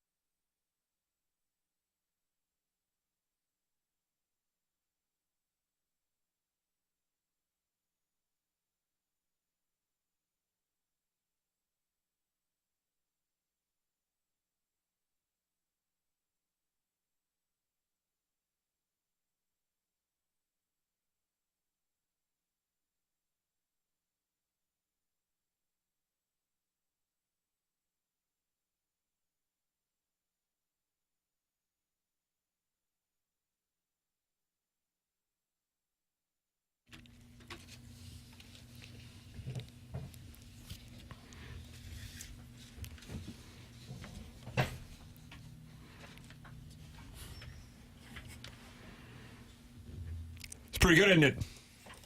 Well, I don't know what the fascination really is. This is from Karate Kid again? What Nice is this show from? prep. Teen Wolf. Teen Wolf. Best Okay. Picture 1985? I don't know the years, Tim. How about that lyric? That's not bad. Hey, we had the Dotem announcement at 8 o'clock. Big doings. Get your foursome together May 29th and or May 30th. It's all presented to you by Michelob Ultra. You tee off with TMA at the return of the Dotem, presented by Michelob Ultra. It's May 29th and May 30th at Oak Valley Golf Course and Resort. I would tell you that it's about 15, 20 minutes down 55 from the 270, 55 interchange. Is that the right term? Interchange? Is that right? Is that like a corridor or is it not a corridor? That's exchange. Interchange. Yeah. Well, anyway, it's over there. Cloverleaf? Oh, wow.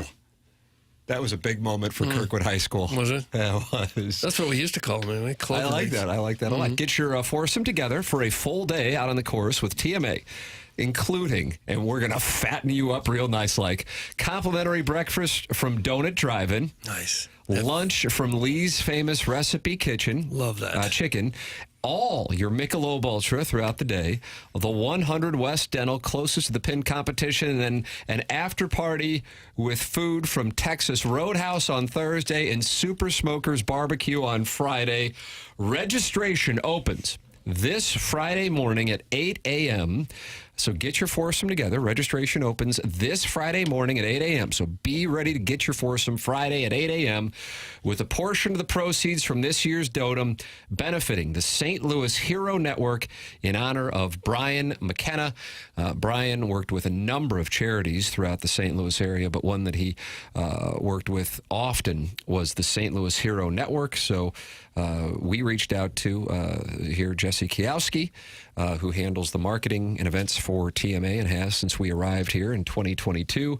And Ryan McKenna, Brian's nephew, reached out to the good people at St. Louis Hero Network to partner for this year's Dotem with the St. Louis Hero Network in honor of Brian McKenna. You can find out all of the Dotem information at 101ESPN.com. There you go. Thursday, May 29th, Friday, May 30th at Oak Valley Golf Course and Resort. Under new management starting in January, and I was out there a few weeks ago to check it out. It'll be a great spot. Pavilion overlooking the Mississippi River. Great bar, as you'll see when you go to their website. And we will have a feast. Doug, you lay a base at around 9 in the morning with Donut Drive-In. Have, what do you think, 4 or 5 donuts? A couple bear claws, at least. Minimum. I like that Dunkin' stick. It's just kind of a old-fashioned cruller. I'm telling you. Then you make the turn. You have yourself a whole bird from Lee's. A whole fryer? Jackie's the voice of Lee's Chicken. He recommends. I eat bear claws 2 at a time. Charlie. Chuck will probably come out and eat a bear claw. You got Michelob Ultra throughout the day. And then you have the after party. If you're playing on Thursday, you get Texas Roadhouse. If you're playing on Friday, you have Super Smokers Barbecue. You play both days. You'll be fattened up for the slaughter. God, you will be. If you do all that eating and drinking and golfing, you go right down the road. There's a Peevely car wash there. You can get yourself cleaned up before you drive back home. I kind of want to just sit on one hole and visit with people. It's not a bad move. Celebrity shot. Well, I did that at the 2022 I don't know Dotem? the years. Yes. Thank you. And Eddie McVeigh of Maggie O'Brien's, friend of the show, friend of the Irish community for certain, Martin. He walked Friend of up, Doc Gooden's. Randomly. He walks up to the 5th tee and he goes, "What is this, one of those douchebag celebrity shots? I'll hit it myself." And I said, "I'll be happy to hit the shot." And I yanked it dead into the woods for Eddie's team. And I still hear about it years later. Yeah, I don't want to be the celebrity shot. I just want to kind of hang out. And just have some libations? Yeah, say, "Hey, what's up? How we doing?" Just eat bear claws too. Yeah, pounding drinks. And guys will say, "Yeah, what's up, man? I'm the Fenton Freddy's fluffer." I'm like, "Oh, thanks. Maybe good just to meet you." See how many whole fryers you can eat in a day. A whole bird. Maybe eat a couple of them. A couple of birds? Yeah, a couple of chickens. Entire chickens in one day. Jackson, I think I could. I probably, throughout the course of the day, it's possible. A little text audit. A lot of folks did send in pictures of Normandy Golf Club. I appreciate that. Oh, is that right? A number of people did. I said early on, no, a handful of people said, here's a couple of shots. My granddaughter goes to Incarnate Word. Other people driving by, because we said, what is the status? Doug was golf sourcing and said, what does it look like at Normandy Golf Club? So thank you to all those texters. Also, Dougie's Clandestine Roots has texted in saying that they're the GM at Antonino's, where Jackson likes to go not to watch Blues hockey. And he said, let me know anytime you guys want to come by. We'll get you the VIP treatment. Oh. Tim deserves it, I believe it's what he said. I have never been. Wow. And my wife and I sometimes will be talking about, these rare, we're on the hunt for a babysitter, by the way. So if anybody has a child who is looking for some babysitting hours, my God, do I have some for you in Carport Village. But anytime... I do fear the responses now we're going to get on that. It'll just be like 45-year-old guys. Yeah. Jimmy, that's a really dangerous idea. T. McKernan at InsideSTL.com. But one of those nights, I'll be like, I got to get to Antonino's. I've heard great things. Now, I wouldn't do it in the third period of a Blues playoff game. I'm not saying that it was wrong. I'm just saying I wouldn't do that, but I appreciate the general manager because I have heard the toasted ravioli at Antonino's is the bee's knees. Doug, Jackson, did you get any of that when you? Absolutely. Yeah. Oh, it's outstanding. Well, would you compare it to any other toasted ravioli because they're such a unique dish, Doug, that it's. Yeah. It's not really a dish. A little bigger. Crispy edges, I would say. You ever been to Trattoria Marcella? I have. They have monster toasted ravioli. Touch smaller, I would say. Touch smaller. But the sauce, right, is what is so key. What makes it so delicious and nutritious, boy? Sweet. Tell it's fresh. It's made right there. That's the key right there. So. Tableside. Doug got to see tableside guac at Rocco's Tacos. They down peel there. and crush the tomatoes right in your grill, Doug. Or right up in your business. Yeah. And just crushing tomatoes. You're like, heads up, watch out for some pulp. Nah, it's really good. And they make their pasta in there. It's cool. I like the place. John Scores is not happy with the show. One of the biggest WW recaps of the year tomorrow, and I bet Larry won't get on. Why would that be one of the biggest of the year? Wouldn't today's be the biggest of the year, coming off WrestleMania? We don't do recaps on Monday, Doug. Thanks for paying attention to the program. Well, I know we don't usually, but if ever we did, this would be the time to do it, right? I told you earlier, the Raw after WrestleMania is one of the biggest things going. It is one of the biggest things going, and that's why you got to watch tonight. I'm not watching tonight. I'm back. What's on the dossier tomorrow, Jackson? Is there room for a recap? It's fluid. It's fluid, right? Yeah, but you don't like the sassy, is that what you call it? Larry sends sassy text messages to Jackson. That's accurate. Yeah, very sassy. It's tough. What do you mean it's tough? What does that mean? Well, I'm not a very confrontational guy. And so when I get a little sass in my phone, it's like, I don't know how to handle this, And I often just try to be as professional as possible. Do you? Good for you. I try, You will not engage like Zach Bolduc did skating. Right. That's the key is, we have a goal to focus on, and that's broadcast excellence. The Blues have a goal. That's winning this baby. And anything that could get in the way of that or deter it, you want to avoid at all costs. Who's further away from their goal? Blues or us? Us. Yeah, the Blues have it right in front of them. Us, we're just kind of searching in an empty mine shaft. Searching.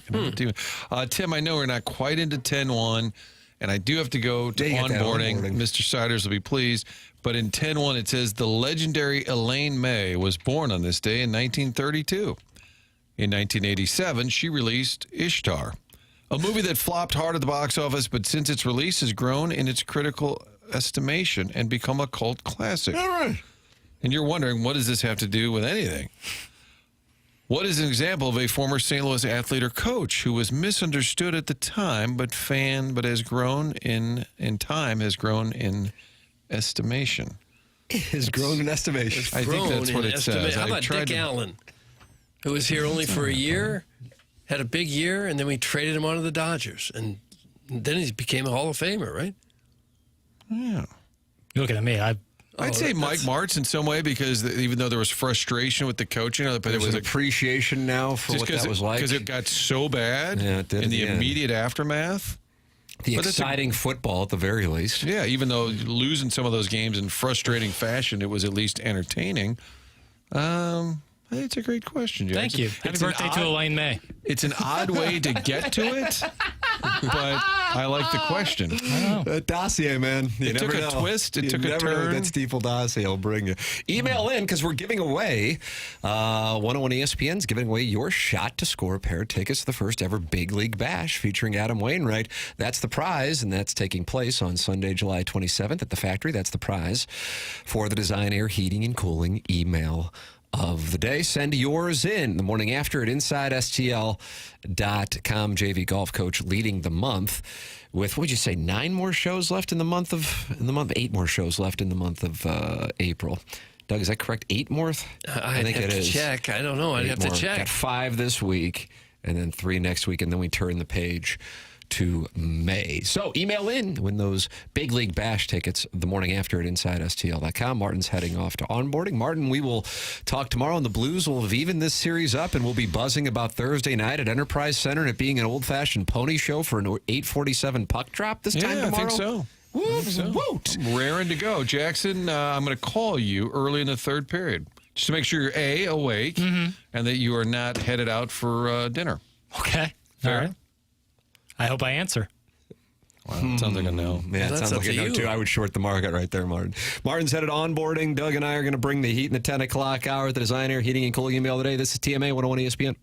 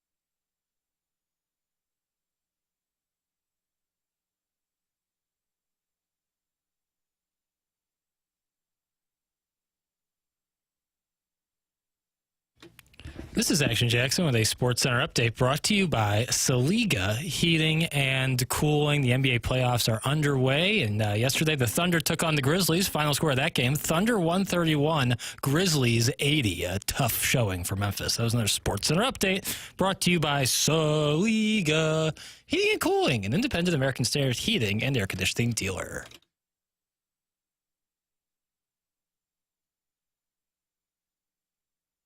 We fight, we claw, we'll never stop. Stanley dreams will reach the top.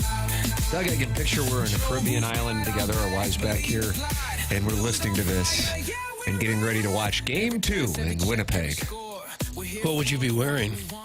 I'd wear a hula dress, even though I know that's more of a Hawaii thing. But for whatever reason, I can picture that with the shells over my man breasts. Like the coconuts? Yeah. Yeah. That's a good look. Thank you. Oh, I like it. You don't like the answer, but you're the one who asked the question. Yeah, seriously. If you don't want the answer, don't ask the question. What would you wear, Doug? Blue sweater, snaps on the back. Probably khakis, blue Oxford button-down shirt. Yeah, socks pulled up to the knee. Penny loafers. I like that look. It's TMA 101 ESPN. We've been joined on the program by Chris Kerber and by Brad Thompson. You miss anything, go back and podcast it via the Schaefer Door Company podcast. If you're feeling sluggish here on a Monday morning, I would like to recommend checking things out at Mentality. Low testosterone symptoms can be wide and varied. So just because you're feeling this way or that way, that doesn't mean that it's low testosterone, but it certainly can be. The symptoms include low energy, low motivation, you're tired all the time, weight gain, muscle loss, low libido, which can strain relationships. Get tested. I got tested. It was super easy, and I did so at Mentality. Mentality is a local healthcare facility that specializes in helping men feel and perform at their very best. And you have board-certified physicians who provide a full physical consultation and blood panel analysis all during your first visit. Mentality focusing on free testosterone levels, which many doctors overlook, ensuring that your treatment is tailored to your body. Don't let low testosterone hold you back. Be your best for yourself and your family. Visit mentalityhealth.com/radio and find out how to book an appointment or find an offer at mentalityhealth.com/radio. We have the Design Air Heating and Cooling email today coming your way at about 10:45, 10:50, and we're giving away Big League Bash tickets featuring Adam Wainwright for our prize today. That's coming up on Sunday, July 27th at the Factory. That's coming your way. Then BK and Ferrario from 11 to 2. Then you've got the Fast Lane 2 to 5:30 because the Blues pregame show is at 5:30 tonight with the puck drop at 6:30 in Winnipeg. What will the atmosphere be like in Winnipeg tonight? Well, the boys on the Jets were certainly enjoying it from Saturday night's Game 1, and they were raving about the whiteout. Here is Connor Hellebuck talking about how that crowd gave them a boost and was a challenge for the Blues. I think the first game of playoffs is always kind of like that. There's so much adrenaline.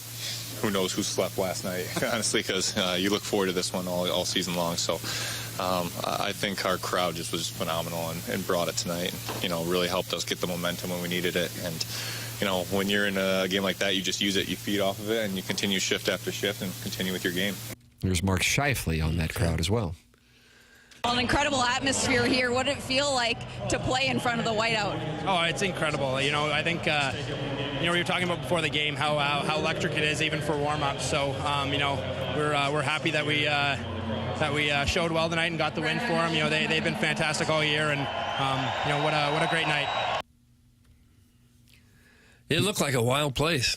Looked like they were having fun outside there, too. Yeah, it was. You think there would be a scene like that Thursday night around 11 o'clock p.m. downtown? A little late for that. So if the game started, so great, we can counter it.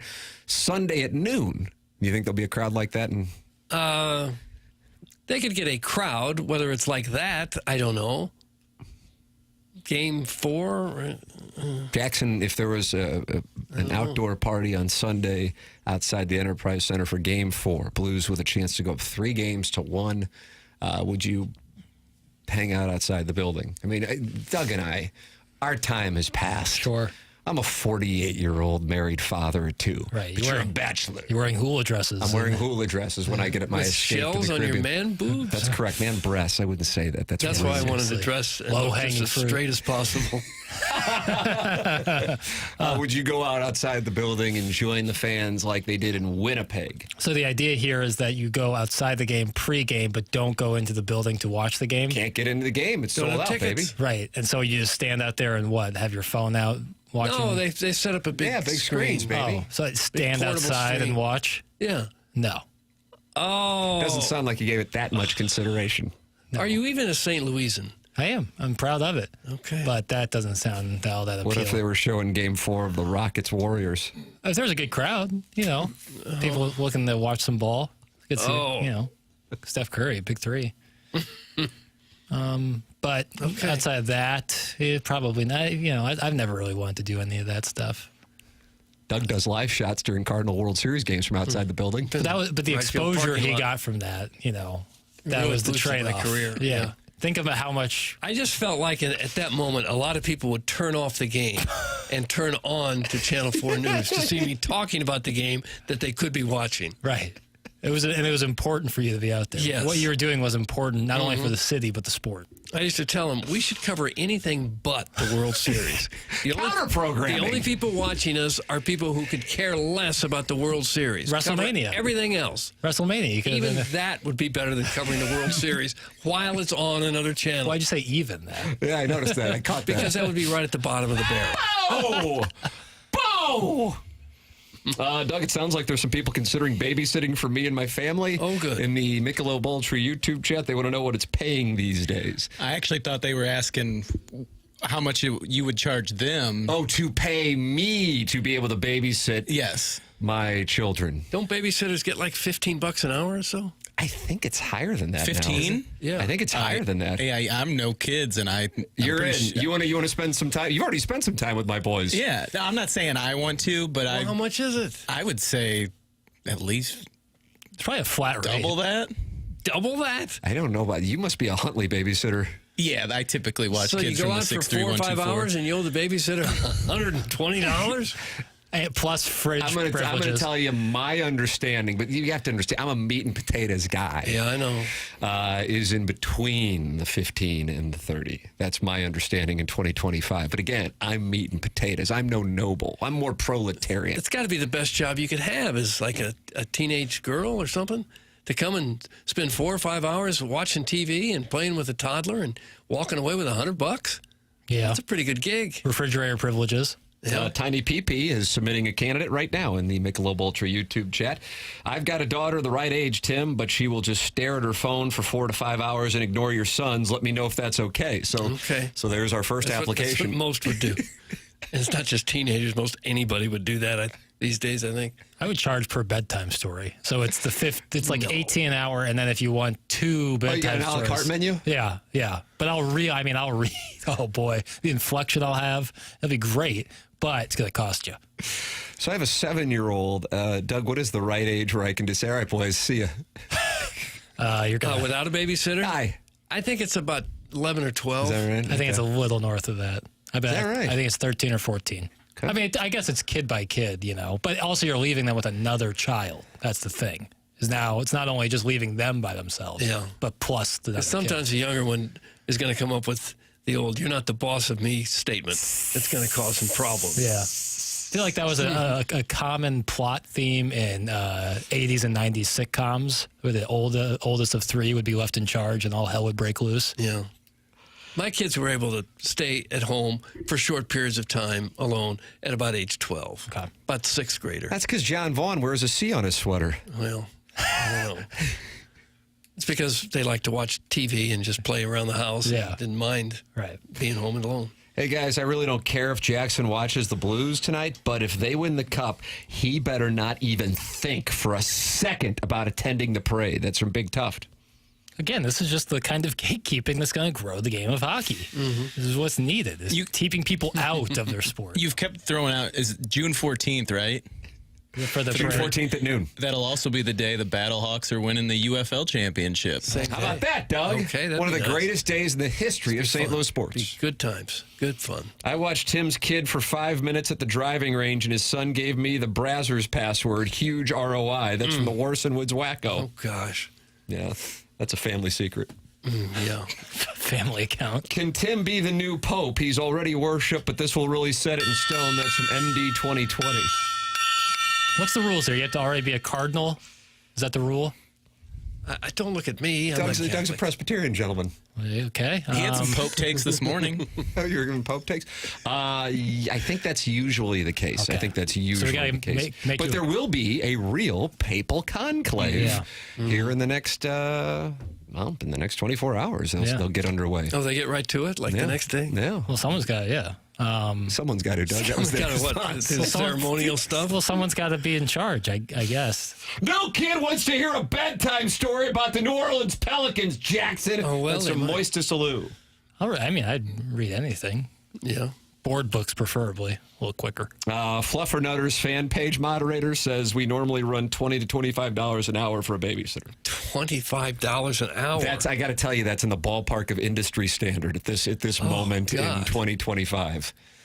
And since there is a high demand, the economy, it's currently a babysitter's market, Doug. It's a babysitter's market. So I'm on the air begging for a babysitter. Why would anybody flip hamburgers or something standing on their feet for 12 or $15 an hour? If you could go to someone's house and watch TV and play with a little kid for 4 or 5 I think hours some and make a people lot are more than scared of that. carports. I think that probably plays a role in it. Fear of carports is what's driving It's almost all carport related.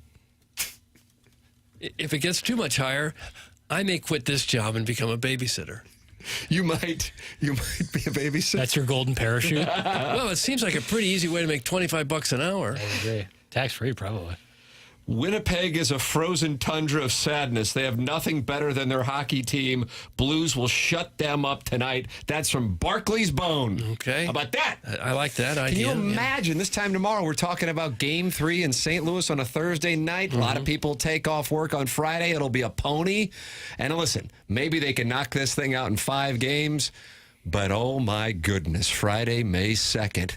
In St. Louis, Game 6, Blues up 3-2, just like they were in 2019. And maybe the Dallas Stars will be waiting, just like they were in 2019 and 2016 for the Blues in the second round. Can you imagine the sundresses that would be out?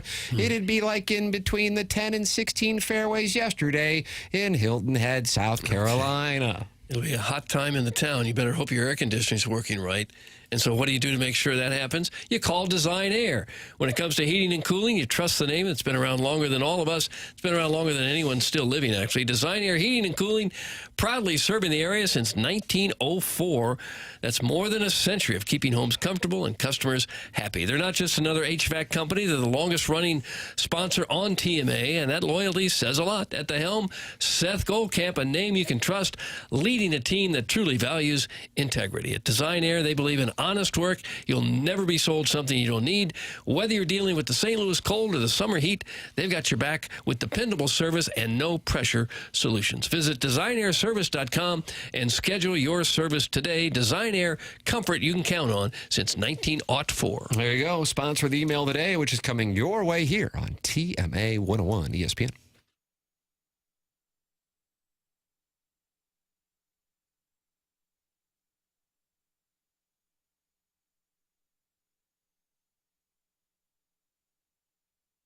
This is Action Jackson talking to you about Lee's famous recipe chicken. And guess what, Battlehawks fans? Lee's Chicken is all up in the Battlehawks season for 2025, offering up their own Battlehawks box. And you may be asking yourself, where am I going to be going here? You're going to be going Lee's famous recipe chicken. There's 15 St. Louis area locations, and in that Battlehawks box, you get 4 of their hand-breaded famous chicken strips, an order of potato wedges, not weak little fries, not what they're doing, the little tiny little fries, not even tater tots, big old potato wedges. I like to dip it in the Chipotle Ranch. Well, good thing. They give you 2 dipping sauces on the side of this. And you get a code valid for up to 30% off of Battlehawks tickets, meaning tickets are starting at just $14. All of this for $8.99. That delicious Battlehawks box. You want to add a drink? Add a buck. There you go. So get game day ready with a Battlehawks box for just $8.99 at any of the St. Louis area Lee's Famous Recipe Chicken locations. And remember that CAW is the law.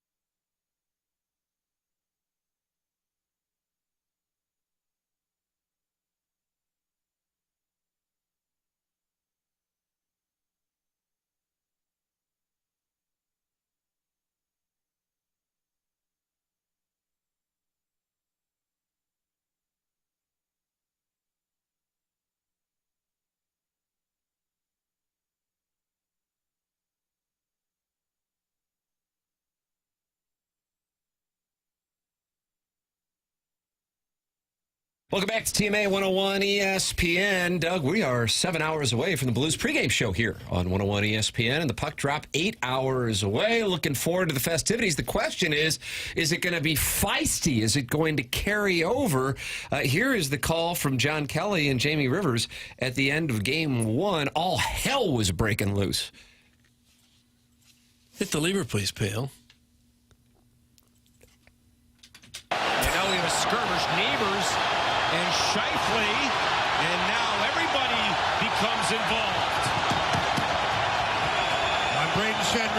chance on Mark Scheifele. Something happened off that face-off where Braden Shen ended up on the ice, and he has not been happy since that point. And it's no surprise here. Now Jake Niebuhr's going to get into it with Iafallo. And they get the gloves off. Niebuhr's in a bit of a headlock.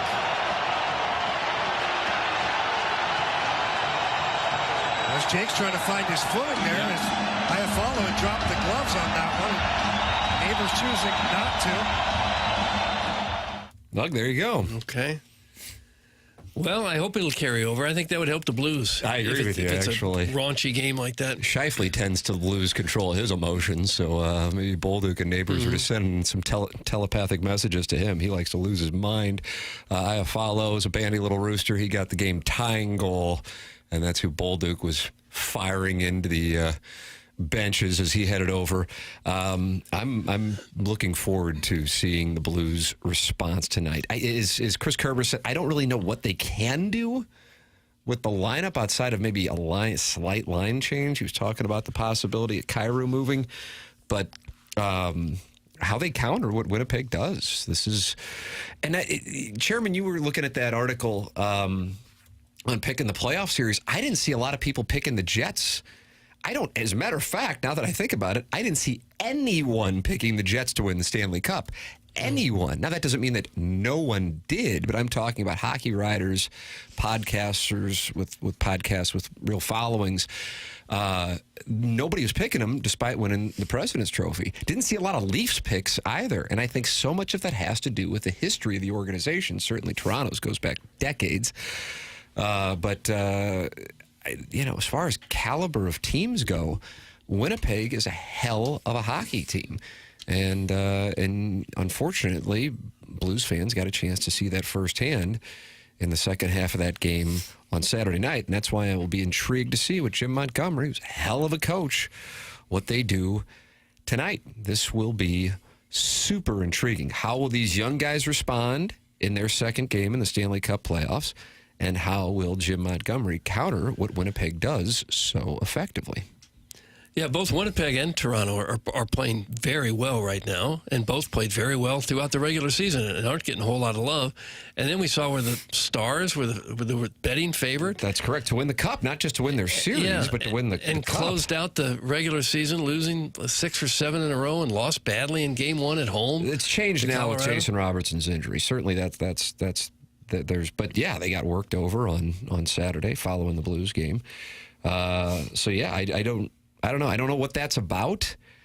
But Winnipeg's a hell of a team. And as I keep hammering home, I think if they were Colorado or if they were Dallas or if they were Vegas, maybe even the Kings, going back to their success a decade and change ago, that there'd be greater appreciation for how good they are and how that style can just smother the game. As weird as it is, that game on Saturday night was incredibly entertaining. It was super entertaining because what they do can be kind of a four corners style of play, but that thing was super entertaining. I'll be intrigued to see what takes place tonight. I am really looking forward to tonight because I do not share the opinion that if the Blues fall down 2-0 that they can bounce back and win this thing. But what I will be really intrigued by is how they play, how they respond, because the second half of that thing was not competitive on Saturday night. As entertaining as it was, some still went to Antonino's in the middle of the third period. So, maybe it can be even more entertaining tonight. Where are you going to watch it tonight, Jackson? My home. Yep. Han Solo? Yeah, just me. Hang out. I'll watch the game. You want to come over and maybe see if you want to wet your beak on the babysitting thing? I mean, for $25 an hour. Watch it at his house and make the $25 He already coaches an up hour. one of my sons in basketball. Yeah, love doing that. Yeah, that's fun. Doug, the Blues have fallen to be the second longest shot to win the Chalice. They are now plus 6,600 to win the Stanley Cup. The only team with longer odds is... Montreal? No. Minnesota? No. Can I have initials? NJD. NJD. New Jersey Dogs? New Jersey Devils? That's it. Oh, that was easy. And they used to be the Kansas City Scouts. You're right. I think they did, yeah. So that's kind of fun, though, for fun St. Louis times. fans Yep. because they used to be the Kansas City Scouts. That's a Missouri team, and so then you can cheer for the Devils. And there was a whole Scott Stevens thing. Right. And that went well. So Not for us. So you can invest in the Scouts, but they're plus 8,000 to win. The Avalanche now, the favorite, plus 500. The Dallas Stars have dropped significantly. They are plus 1,800. So there you go. Okay. All right. Don't give up. Don't give up. Well, I won't. You still have friends. Think about that. Was that Bird York? I don't know. Well, Dick York. He was Darren on Bewitched. One of many. Two. Dick York and Dick Sargent. I'm not going to do it. I'm not going to bite the apple. I'm not going to take your temptation that you're setting me up for, and I won't. Well, do those it. were the two Darrens. Yeah, I know what you're doing, though, and I don't like it. Sophomoric is what it is. Jackson, we got this design, air, heating, and cooling email today coming up. Yeah, next segment. And we're giving away Big League Bash tickets. Adam Wainwright's concert on Sunday, July 27th at the Factory. That's the prize. Email in the morning after at InsideSTL.com. It's TMA, presented to you by Brown and Crouppen on 101 ESPN.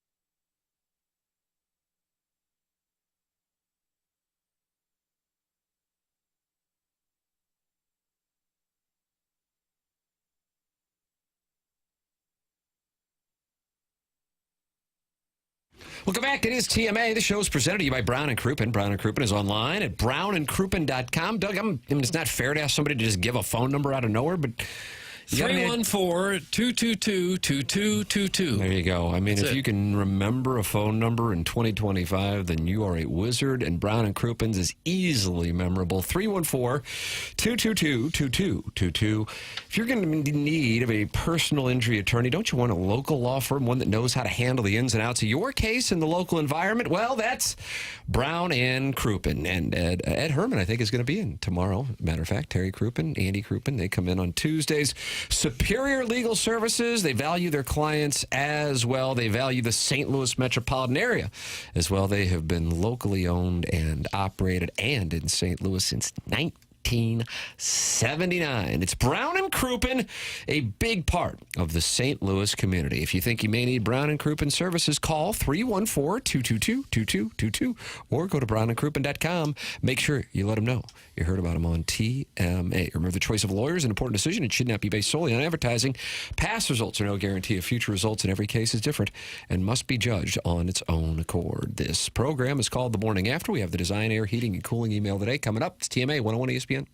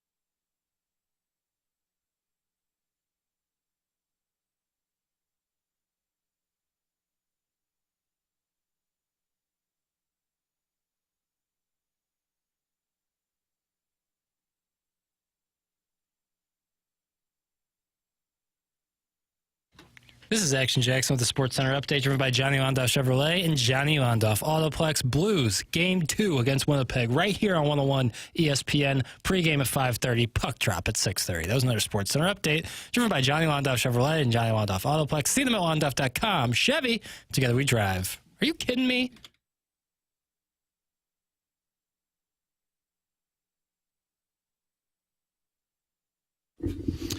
Doug, so many listeners enjoyed Pestis from Festus's call and the guy whose neighbor said Cam Jansen could eat a lot of punches. Those were the Callier and Very Thompson good phone calls. lines. Callier and Thompson, right there on Manchester, Baldwin, Right. Uncle Bill's. Yeah, maybe you're eating punches when your house is starting to fall apart, and you need somebody to come in and make it look like a show place.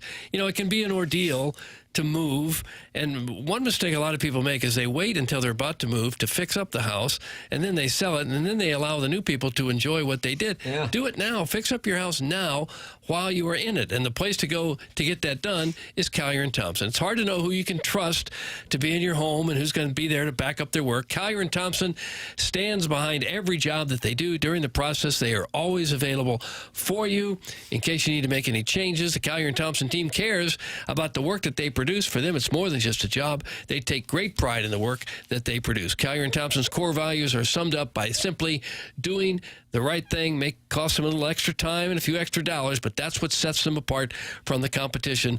When you get a job done, whether that's a new kitchen, bathroom, getting the basement fixed up, whatever you want to do with Callier and Thompson, they will do it right. All their carpenters and subcontractors take care of a customer's home the same as if it was their own. It's a business that's been around since the 1950s, more than 165 years of experience now with their employees. Bob Strati and Carolyn Beard own the place. They want to make sure that you are happy, and I guarantee you will be because of the work that they do. It is absolutely outstanding. Callier and Thompson is on Manchester and Baldwin, next to Uncle Bill's Pancake House. Come home to quality. Online at CallierandThompson.com. Time for the Design Air Heating and Cooling Email of the Day. Last night, as I was watching Channel 4, I was a little surprised they cut from the storm coverage to Doug's sports segment. But I do have to say I agree 100% with Doug's take that if all hometown teams play and lose on the same day, they should have to play the next game nude to give back to the fans they let down. I was just writing in to say, hope you all had a great Easter, especially Tim. I love you, Tim. Had some Joey Vitale's face dong? Oh, my. He's new.